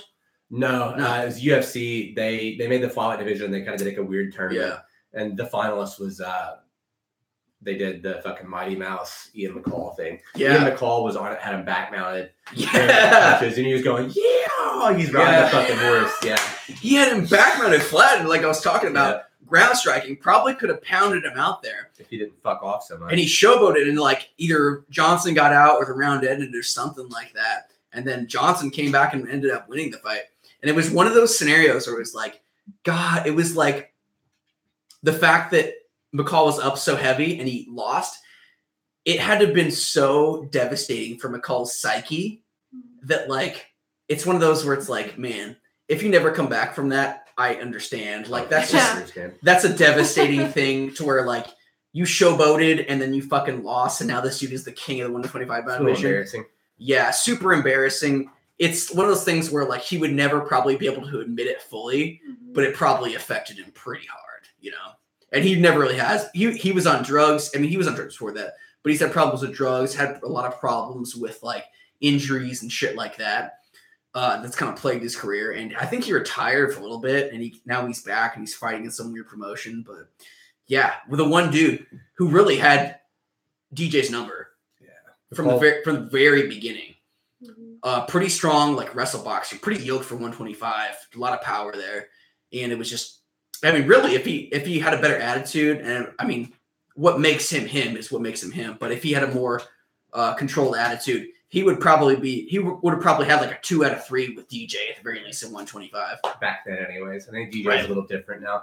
For sure. Ian McCall's thing too is like he had a lot of weird fucking hand injuries. Like he broke his fucking hand, he got surgery treated him, then he got some kind of weird infection, and then he had 2 guys pull out of fights. Because he was actually one of those guys who didn't lose and get cut. Like his fight literally got canceled like 3 or 4 times in a row. Yeah. And then he asked for a release and they let him go. So it's a little weird. So he never really like if you look at his record, he doesn't have a bunch of losses in a row to get cut. It was just kind of like a weird, like, this freak accident. Nobody wanted to really fight him, I don't feel like. I got really blue-balled on McCall. It always seemed to be something with him. It was a lot, like you say, a lot of it wasn't his fault. But a lot of it was like, you hear him like on like Helwani's show and like shit and Rogan, and he's like, it's always something with you, dude. It's always some kind of thing, whether it be an injury or drug issue or mental issue or this fell through, that fell through. either way, whether it's out of your control, I lose appetite. I get exhausted with people, and I just can't get invested in it after a certain point. Ferguson Khabib. That was what I was going to say. Ferguson Khabib. I don't give a fuck. Best fight ever. Yeah. Don't give a fuck anymore. No interest. Right. Go fuck yourself. Give a I don't fuck. even want to fucking see that shit. If they reschedule it, I'm just going to be like, it's not happening. It's really akin to like if a chick is like leading you on, she never fucks you. It's like at a certain point, it's like I just don't give a fuck. I don't care how hot you are. I'm just gonna stay home and jack off. Yeah, I'm gonna go home and jack off, eat some fucking wings, and fall asleep, and have a good fucking day tomorrow. Not gonna buy you fucking drinks again. Yeah. Yeah, and also you don't have to deal with that like stupid drama too. That's a good point. Yeah, that fight is drama that kayfabe every time. Yeah. The thing with that fight too is they talk so much shit to each other too that now it's like it's almost like it makes them look stupid. They should just give it to us for free on like FS1 or prelims or some shit. Yeah, just so it's not high profile. It gets stupid with them. They start talking all this shit. And like, neither one of you can make it to the fucking fight. Yeah, it's sad too because it's one of those fights where it's a classic like wrestler versus. It's gonna be Khabib on top versus Tony's guard pretty much, unless Tony can stop takedown. It's very simple, So it's one of those fights where it's kind of rare in MMA where you can watch a fight and walk away from that fight with absolute like technical certainty. Like, okay, after watching that fight, I know now that as an MMA fighter, I need to be doing X. I need to be doing Y. Both are so high level that like, if you're a coach, or a fighter, but especially if you're a coach, you definitely want to be watching that fight saying, okay, this is going to define what I teach people, and how we move forward with MMA, which is kind of hard to do in MMA because it's so open that someone can win and you might not necessarily be like, okay, we need to be doing that now in class, or in practice. Yeah, but with 100 different angles to look at it, it's hard to have that direct path. Right, but with Khabib Tony, it's like it's two worlds coming to a head, and we can say, okay, this is definitely what we need to be doing on top.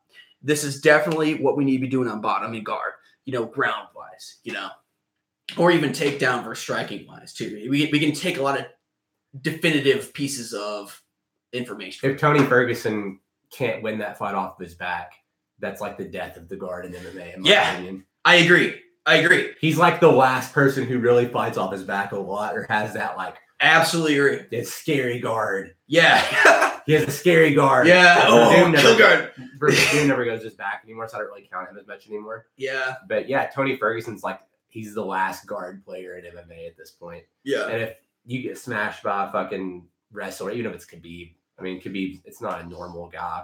But if you get smashed by Khabib, that settles the whole what wins. Like Sambo / freestyle wrestling or pure jiu-jitsu. Yeah, it's like Tony was a wrestler too, but it's not the fucking same. If Tony doesn't sub Khabib off his back, then what we leave that fight saying is, okay, basically in MMA, if you're on your back, what you want to do is either try to reverse or get up to your feet. That's it. Yeah. Submissions, if you get it, if you catch one, that's fine, but that should not be our goal. That should not be our focus. And that's something that's kind of been lingering ever since like the Royce Gracie era, which is like, oh, you can submit people off your back. Not really, but it's possible, but it's just not that probable. A lot of people still cling to that. It's way easier to learn submission defense than it is to learn like jiu-jitsu. Really all you need to learn if you're a wrestler is how to get out of triangles, arm bars, and guillotines. And don't leave your legs behind when you're passing guard. Kimuras too. Yeah. Triangle, armbar, guillotine, Kimura are the four big ones from guard. And if you can defend those, you are Gucci. Yeah. Pay attention where your legs are when you're passing. Other than that, you're good. That's really the only thing. Now with the whole like leg lock, like revolution phenomena, we might see a couple more leg locks, but still, it's like in MMA, you can get punched in the face. It's not much. It's kind of like the last gasps of the bottom game. For jiu-jitsu guys, like, I can still pull shots from my back. No. You have to be like one of the best jiu-jitsu guys in the world to finish a fight off your back at this point. And then you make it to a high level too. There's so many other parts of the game. That's like what people don't understand either. Like in mixed martial arts, there's so many different things you can learn. You have to go off your body style and what your like natural capacity is for certain techniques.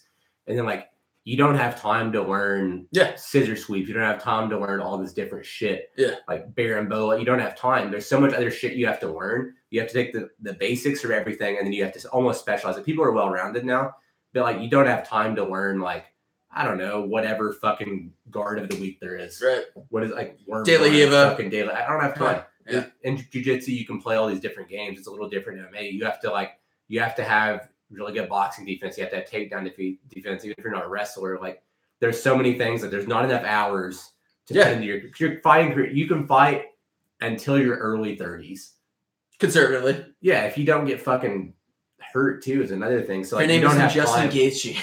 It's a waste. Yeah, it's a waste of time to focus on like a lot of things, like rolling toe hold. You're gonna learn a rolling toe hold. Yeah. Please tell me when you're gonna use that in a fight. Yeah. You just don't have time. And really, there are, like we just said, there are 4 main threats from the guard. Triangle is the big one. Yeah. Guillotine's probably the next biggest one. Kimura is probably the third, and armbar is probably the fourth. And if you can shut those down, you are good, son. You can pound your way to a victory, you know. And unless you spend a lot of time specializing in that shit, you're not going to get them. And if you spend a lot of time specializing in this shit, you're not spending time everywhere else. You're not spending time other places, you know. So it's just a matter of how many hours in the day do you have, you know? You have to build like your own game plan basically around your natural abilities, and then at the highest level, like top 10 especially, a lot of the thing is like the way styles match up, because like you can't really do MMA math anymore, because like certain guys would beat other guys, but then like, so like number 1 might beat number 3, but number 2 might beat number 1, but number 3 might beat number 2, but number 1 can beat number 3. Like it's like it just depends like on the matchup and how their styles go together. Because everyone has a certain number of weapons. That's the allure of MMA, really. It's fucking weird.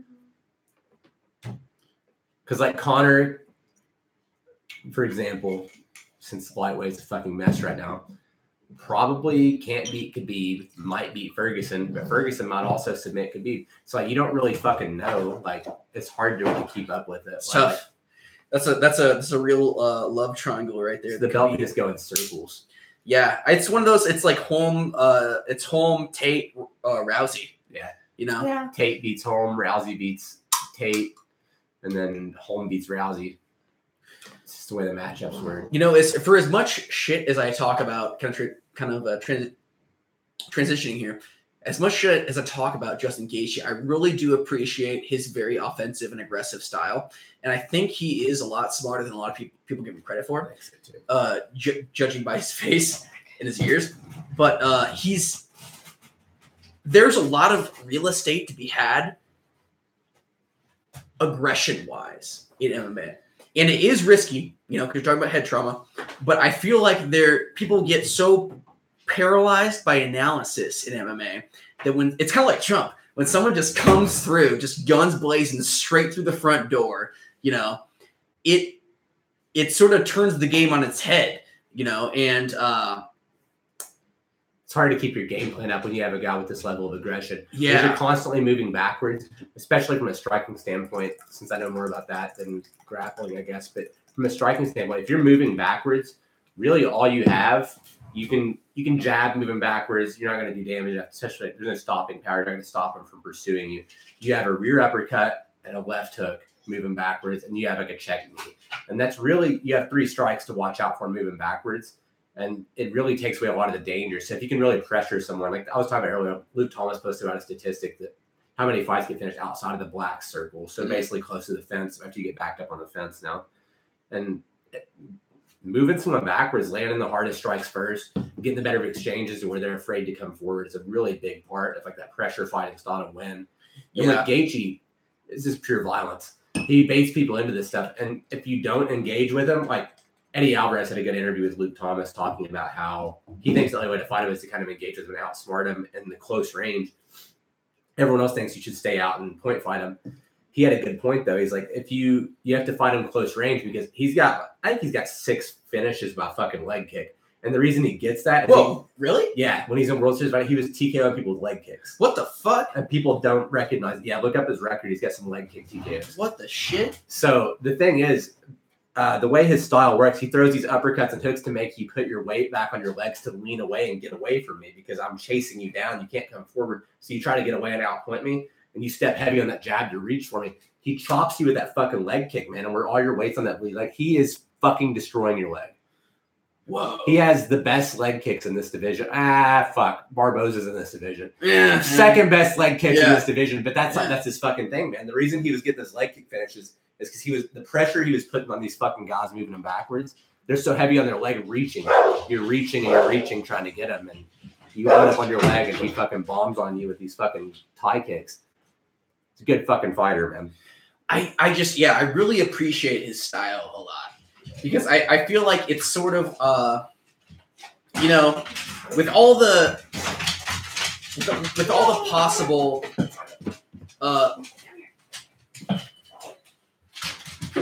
with all the possibilities for brain damage in MMA, I feel like a lot of people are sort of drifting towards this sort of like Silva-esque style. Even like GSP, a guy who made his bread off the takedown, still plays it pretty safe.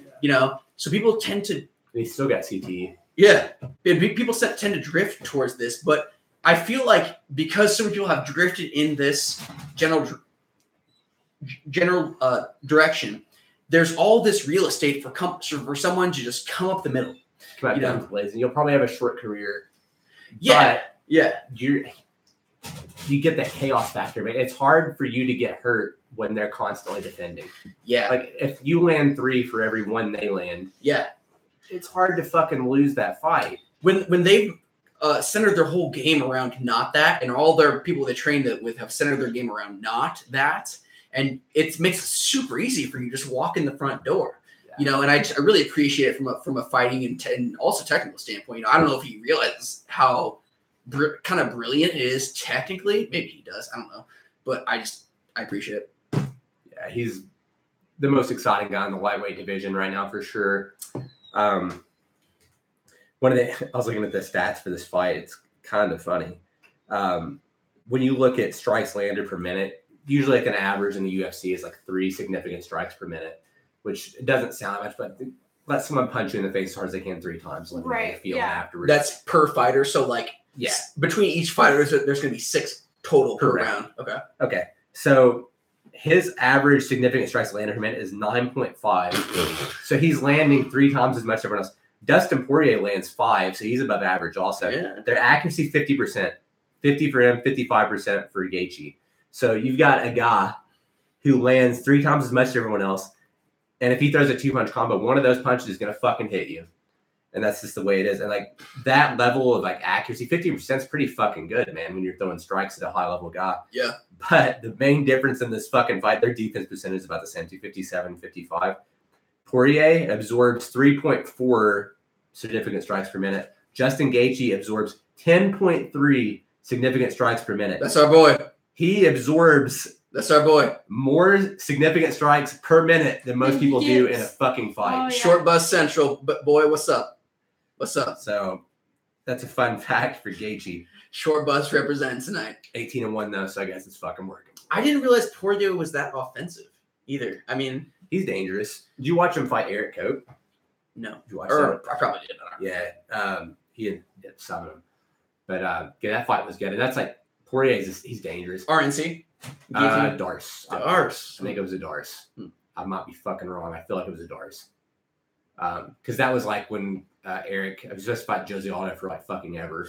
Right. It never happened. So much injuries. That was like the Khabib and Ferguson. He got fucked on that one, man. And that fight was supposed to happen for so long. And then he fought Lamas, which like Lamas, the crazy wrestler, and Lamas was fucking on fire. Yeah. Aldo was fucking finishing people, and Lamas went the distance with him. But Aldo had a broken foot also. Dude. Eric Koch. He got fucked, man, a little bit on that one. Lining up to fight Aldo, man. And he was like 20.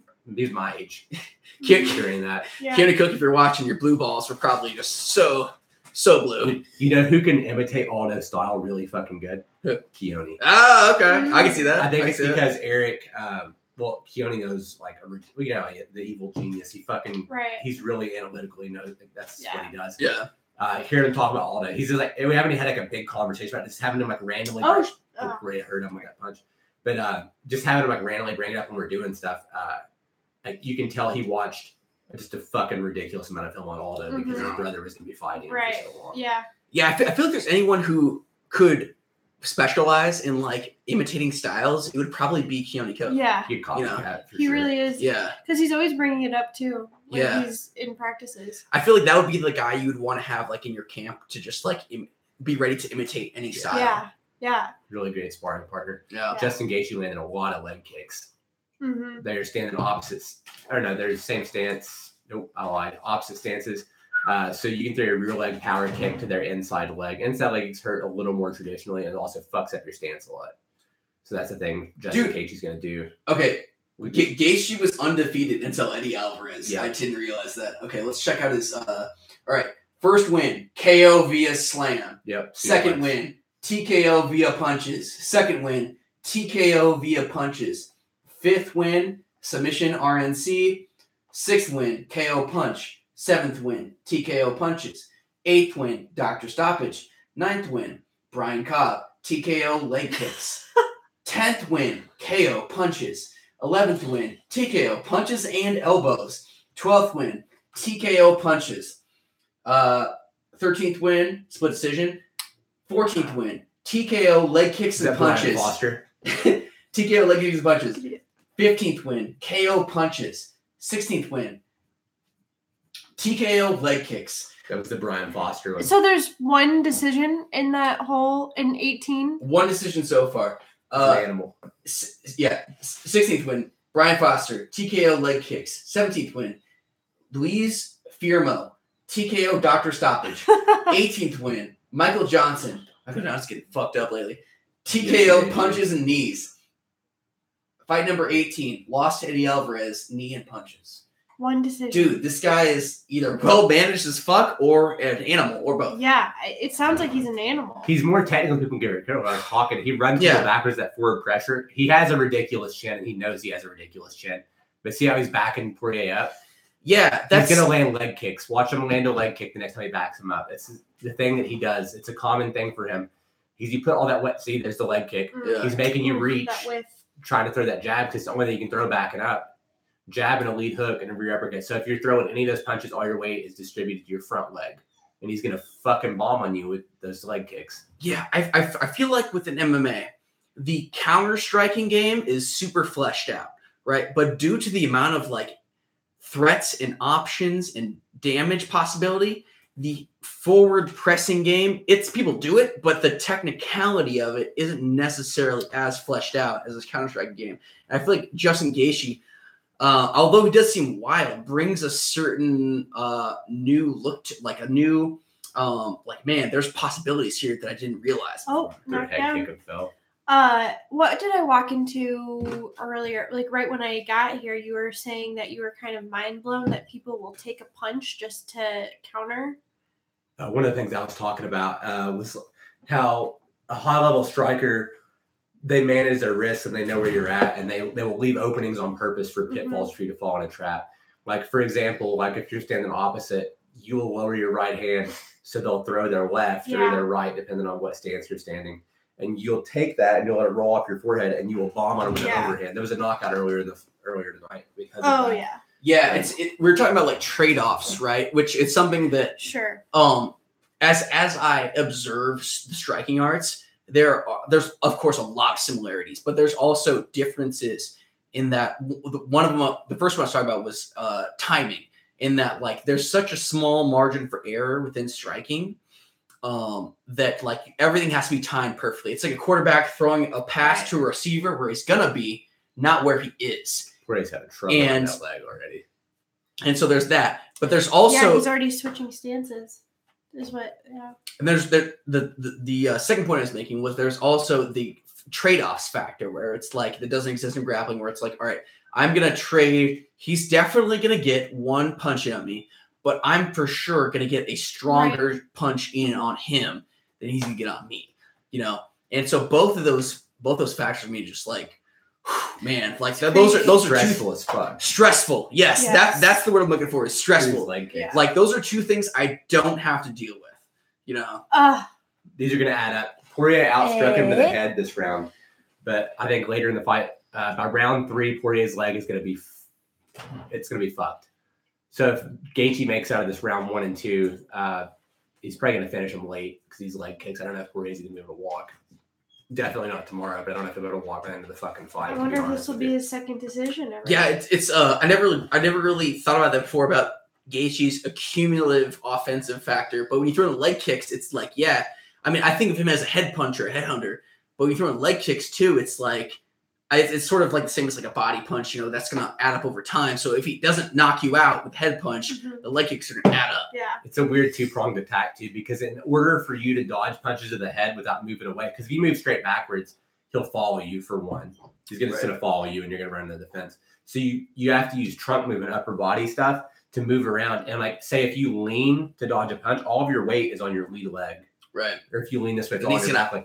He's going to chop the living fuck out of your leg, and he's just going to, dude. Ouchie. People don't understand. Ouchie wawa. Like, they're like, oh, I got kicked in the leg 20 times in a fight. He's still standing up. Dude, if you're not conditioned for this, it's not a thing you do all the time. So he keeps going They're for going that. down. He keeps going for that leg kick and spins. It would be really smart of Porier. Yeah, Porier. Yeah, Porier. To time that or use that for his advantage, because he's done that at least like 7 times. Porier is a better jiu-jitsu guy. One of the things you're saying, if he closes that distance, when Gaethje spins around, he could like a back clinch and maybe trip him to the ground. Like jiu-jitsu. As soon as he goes for a leg kick and misses, he's going to spin around. So as soon as he misses that leg kick, yes, but also, and that's a great point. And I might be talking out of school here, but there's a factor here which I think a lot of people aren't keen on yet within the world of MMA and really any kind of striking arts. But it's the turning of the back to the opponent factor. Right, you never want to do that. And you never want to do that. But eye poke. If we get an eye poke here in Dustin Porier, if you make your back turn a small circle and that basically you're vertical and you spin really quickly, you can minimize that window significantly, right? And you can essentially eliminate it. Now, if your opponent knows you're going to do this and he specifically trains for it, or he's seen you do it a couple times in the fight and he timed it correctly, he can certainly hit you with a takedown or a strike. But I almost, I almost feel like this is sort of underutilized. You'll kind of see this utilized by certain takedown artists. Like I can think of like Benson Henderson. Like he'll be up against the cage, something like that, and he'll spin out into a double leg, right? You also Aldo versus Chad Mendes, he spun around and busted him with a fucking knee too. Right. You also see this within like Sean O'Malley. He was actually using this spin as a guard passing strategy, right? Which is great. Like as a jiu-jitsu player, I can tell you there's lots of underutilized guard passing possibilities that involve you spinning really quickly to pass guard. So I almost feel like, spinning attacks, spinning out of clinches into takedowns, spinning to pass guard is kind of underutilized. Just like, oh, you're exposing your back opponent. Not if you do it really like almost like an ice skater. You make your body really vertical and you can reduce the window, the moment of opportunity. It's hard to time it. It's hard to time. It's got to be well timed. And if your opponent if you telegraph it and your opponent times it, it's going to be to your detriment. But I feel like this is a really strong offensive thing that needs to be more utilized. One of the things to think about too is like if you're throwing that power kick like that, really your only choice you miss is to spin all the way around, so it throws you soft balance. Right. That's your only choice. It takes a lot of fucking energy. Is one of the things I was going to say. If you missing takes more energy than punching someone. Because when you punch someone, you have that strike and your arm naturally comes back after you hit them. Yeah. When you miss, you have to bring it all the way back like manually, and it's double the distance, and that causes fatigue. And great point. If you don't strike a lot, like if you don't actually strike often, that's the thing that you don't think of. Missing takes more energy than landing a punch. And also missing it like for a fraction of time, it makes you disappointed. It also takes you off your game. But sort of to your point, if you throw a heavy strike and you miss, and you just continue that momentum around, you pivot correctly, you are giving your opponent an opportunity to catch you, but you're not really having to draw back, and you're kind of conserving energy, It's hard to get your balance back. But either way, you have to stop that momentum, and it takes a lot of core. A lot of trunk movement, upper body stuff actually fatigues you a lot when you're striking. Right. The thing you notice when you're striking a lot, you're like, holy shit, I'm getting really fucking tired. Then if you're eating the body shots too, there's a lot of stuff that goes into it. One thing I'm noticing with Porier right now, he's landing a lot of jabs and stuff, but a lot of it's landing on Justin's arms. Justin's really just trying to make him throw punches so he can try to counter and land these leg kicks. And I think the eye pokes happen, and I understand, like, he probably did get poked in the eye, but I think that was the first sign of Porier breaking. Yeah. Yeah. It's one of the things Eddie Alvarez brought up in his interview. He said Porier has that quit. And if you remember the Porier-Alvarez fight, Eddie did land an illegal knee. Porier probably could have kept fighting. I don't think he was hurt that bad. Sometimes he looks for a way out. Yeah. I just going to cap our previous conversation. I think it all falls in the realm of under Nick Diaz's spinning shit category. Spinning shit. Spinning strikes, spinning takedowns, spinning guard passes. Yeah. Spinning shit. Underutilized, possibly. I was talking to someone at work. There's someone that works with me who's also into UFC, but he was into UFC kind of obviously before me and not so into it now. And we were talking about Nick Diaz being possibly back into the UFC. Suspension's up on the 19th. 420, baby. Yep. 420, yeah. And 420, Dynasty. I just realized that that's just a point. That's like a point in time that I'm just not familiar with. That's before I became interested in the UFC. That's just a time that I have no recollection of. So it'll be interesting to see. I've been in Nate Diaz's reign and regime, but not Nick. It's super interesting for people like you because like people like me and Chris have been there effectively. Ooh, fucking somersault kick. That finish it? No, he didn't finish it. He landed at the end of the round. Poirier is fucking tired. Gaethje has that somersault kick, doesn't he? Yeah, he does it. It doesn't. Poirier's eye, dude. He's gonna say that's from the op hook. It definitely was not. But yeah, for people like me and Chris, effectively speaking, considering the internet, we've been there pretty much since the beginning. You know, like we've watched enough internet to be like completely up on the history of MMA, you know, to its fullest. Watch that evolution. I know the very beginning because we went through a series of a time in our lives where we watched like UFC 1, 2, 3, 4, 5, maybe. Yes, this is true. We got to like 4 or 5, but also we haven't gotten into like the Pride era. Yeah. Right. So what you have seen so far is the beginning of the UFC or MMA back in 1993, as it was called, no holds barred fighting, when it first kind of came onto the scene. But also after that, there's like the Pride era when it gets hot in Japan. And then after the Pride era, there's like the UFC on Spike era where it first starts to get popular. And then when WEC comes too. With American audiences, yes. And then after the Spike era, there's the WEC era. And these aren't definitive eras. These are just kind of shit I'm spitballing off the top of my head. Right. Yeah. But I feel like most MMA fans would probably kind of like loosely agree with these eras. So there's all the eras. And then even before that, there's sort of like the MMA ancient history, right? And MMA ancient history is about as accurate as like human history is when it comes to like ancient history, right? We don't, after a certain period, we don't have a lot of like definitive knowledge of ancient history, right? So before like the UFC hits in America in 1993, there are forms of mixed martial arts, in quotes, that exist throughout planet Earth, which aren't, you know, MMA as you know it today, but there's Vale Tudo in Brazil, which is basically no holds barred fighting. There's the Pancrase organization in Japan, which is a loose form of MMA, which you can, there's no gloves, but you can palm strike, right? Yeah, like that's like shoe fighting, right? Yeah, shoe fighting.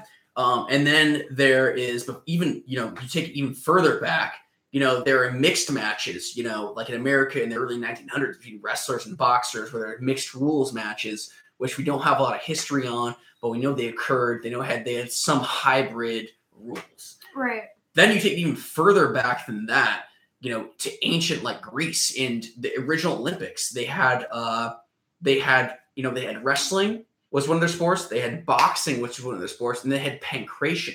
And pancration was pretty much the earliest form of MMA as we know it as a sport, which was basically like boxing and Greco-Roman wrestling on the feet, and then a sort of version of wrestling on the ground, you know. So we can take it even as far back as that.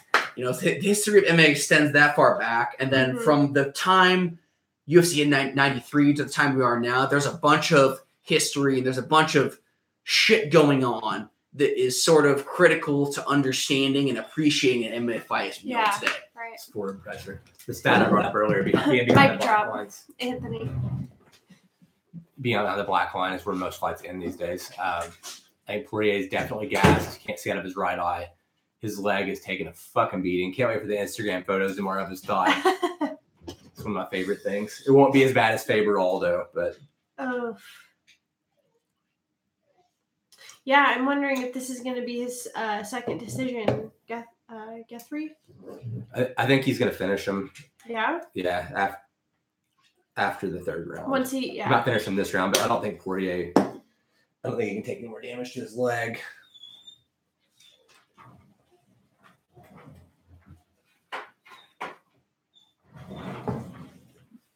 This fight is basically went exactly like Eddie Alvarez said it would go on his interview with Luke Thomas earlier this week. Nice. Oh, I can't wait to hear Luke Thomas's The post-fight show. Yeah.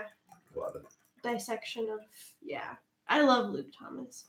He's my favorite MMA reporter. I wonder if he's ever been on Joe Rogan's podcast. No. Dude. There's like a Reddit thread about it. Everyone's like, get Luke Thomas on. Yes. Yeah, I would love that. That would like I would die. I could die happy that happened. For sure. Eric says 4th round stoppage is his prediction. No, all right. I agree with you. See. Going into this fight, it's kind of what I was thinking. Yeah. Oh my God, those fucking leg kicks. It's hurting me, honestly. Porier's trying to do the sticky hand thing and stand forward. I think he's confused at this point because he thought he was going to stay away and outpoint him. Now he's fatigued and he was getting his leg fucked up being on the outside. So now he's like, do I come in? Yeah. Like that combination was sloppy. And Gaethje's tired too. But Gaethje is a zombie.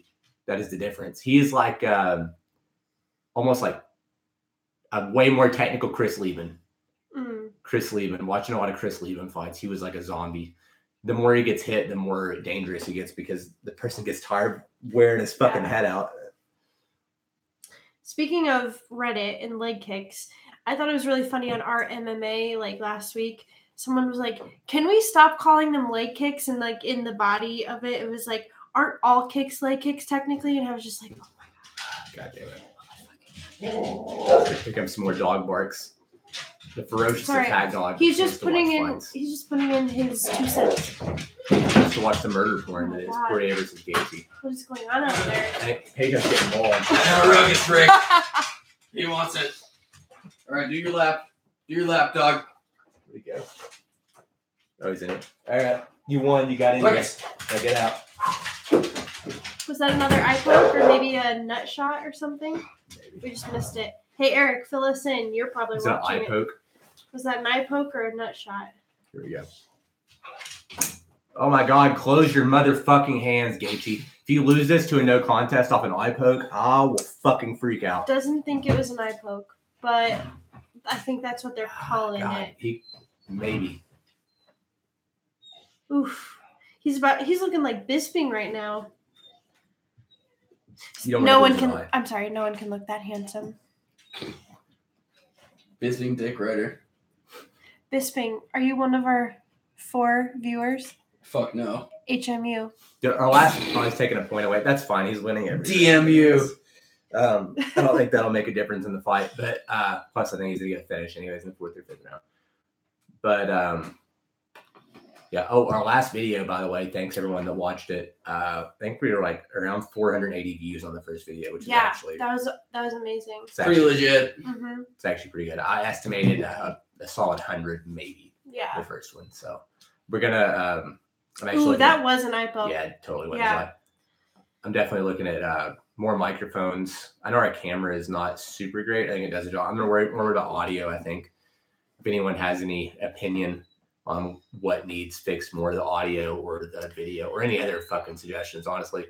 Suggestions, complaints, smart ass remarks, whatever, leave them in the comments. I'll look at them. Yo, if you want to post a picture of your balls, we will appreciate that too. I'll look at it. Luckily, no one's called me a MILF, so that's good. Yeah, no one said any weird shit this time, I don't think. Yeah, knock on wood. Someone's sitting there like, oh, hold my beer. HMB. Yo, that's what you do. That's what happens when you have a 5-hour podcast, though. Yeah. Shit just starts getting weird in the comments. Yeah. Definitely just main card from now. Unless there's like some ridiculous card that has like top 10 fights in the undercard. Marathon podcast. Yeah. Oh my God. Another fucking eye poke. Jesus fucking Christ. That's what we need to do. We need to have a UFC watch party, but like have a TV downstairs and just have people rotate in and out of our podcast. That'd be sick. For like 5 hours. Yeah. Yeah, the I like the multi-directional. This is a very, very good mic, and I know you know that this is like what you want in a mic. Yeah, I like. Oh, Anthony coming in with the ASMR. Hey, how you ain't fucking dare you? You ain't drinking your Pringles. You ain't living, son. How rude! Chewing rotten my mic. Welcome to the Shit Show podcast. Yeah. Put this in your ears. If we were legit, we wouldn't let you eat in the microphone like that. Eat a pickle. Oh God. Dude, mouth noises are like one of the fucking worst things. Oh shit. Yo, here's a porn idea. Oh boy. High quality audio of someone sucking dick. No. Just sucking dick right next to the highest quality, like 5 mics, and just Obviously. You've never seen this YouTube video. All right. Have you seen the YouTube video of like the black chick? All I have to say is the grapefruit method. Is yes. Yeah, Have you ever seen that, Anthony? No. Oh boy. I knew where that was going so quick. That's fucking embarrassing. Round 4 or 5. Talking about the chick who sucks dick with a grapefruit. I've definitely seen that video. Y'all ever heard of Porier Throatzilla? unloading. Gaethje's in trouble. Going full zombie. Oh shit. Gaethje on the cage. Gaethje going down. Gaethje getting finished. Porier finishes Gaethje. Shut your mouth. Herb Dean, how dare you? Herb Dean stepping in. I'm gonna have to see that again because that seemed a tad early for Gaethje, but god damn. He's one of those fighters too. I feel like they do stoppers a little different depending on the fighter. Certain referees, like for example, Carl and Lesnar, they let Lesnar eat like 120 unanswered shots. He's so goddamn big. They're a little different depending on the fighter. I think Gaethje was probably fine. That's the kind of shit he gets off on, anyways. Oh. That echo. Sorry about that. Right now, as of right now, without watching the replay, I'm erring on the side of Herb Dean. How dare you? But let's watch it again. He's letting a lot of combos, but I feel like Gaethje is probably fine. Like by Gaethje, That- this tag with the left hook. That was And Porier Damn. following he up. taunted him. He totally taunted him after. I'd like to point that out. okay. None of those landed. Yeah. Not a single. There's 1, 2, 3. Okay, he started landing in there. But yeah, I think he was definitely wobbled. But see, he wasn't landing most of those punches. I don't know about that. I mean, that stumbling backwards doesn't look good. He landed one punch. Whoa. That was one punch. All right. Honestly, with this many punches, like, let's let it be definitive. Like, if he was going to finish him, which it looked like it, watching that again when he fell down, he looked like he was definitely in trouble. Let him finish it. Yeah. I think Gaethje would prefer that anyways. That was a scenario where it's like, let him finish it for the fans so we can have a definitive finish. Yeah, Right. because you know Gaethje's going to go, I was fine. I think I'm going to stand by my Herb Dean what the fuck, but with an asterisk. Like, yeah. I came here for murder point, Herb Dean. Don't Yeah. you dare stop a Gaethje fight. Yo, Matt Brown pulled off the card. What the fuck are you doing, Herb Dean? All right. Was that it? That is the That was last the main fight. card. That's it. We did it. That was Shit Show Podcast, Fight Campaign number 2. Leah Moore, would you like to send us off with another tasty lick? Okay. Here, it This says good stoppage. All right, this might be I a little guess bit so. more Fuck you, Eric. improvised because I don't have an outro. Contrarian Eric McAtee.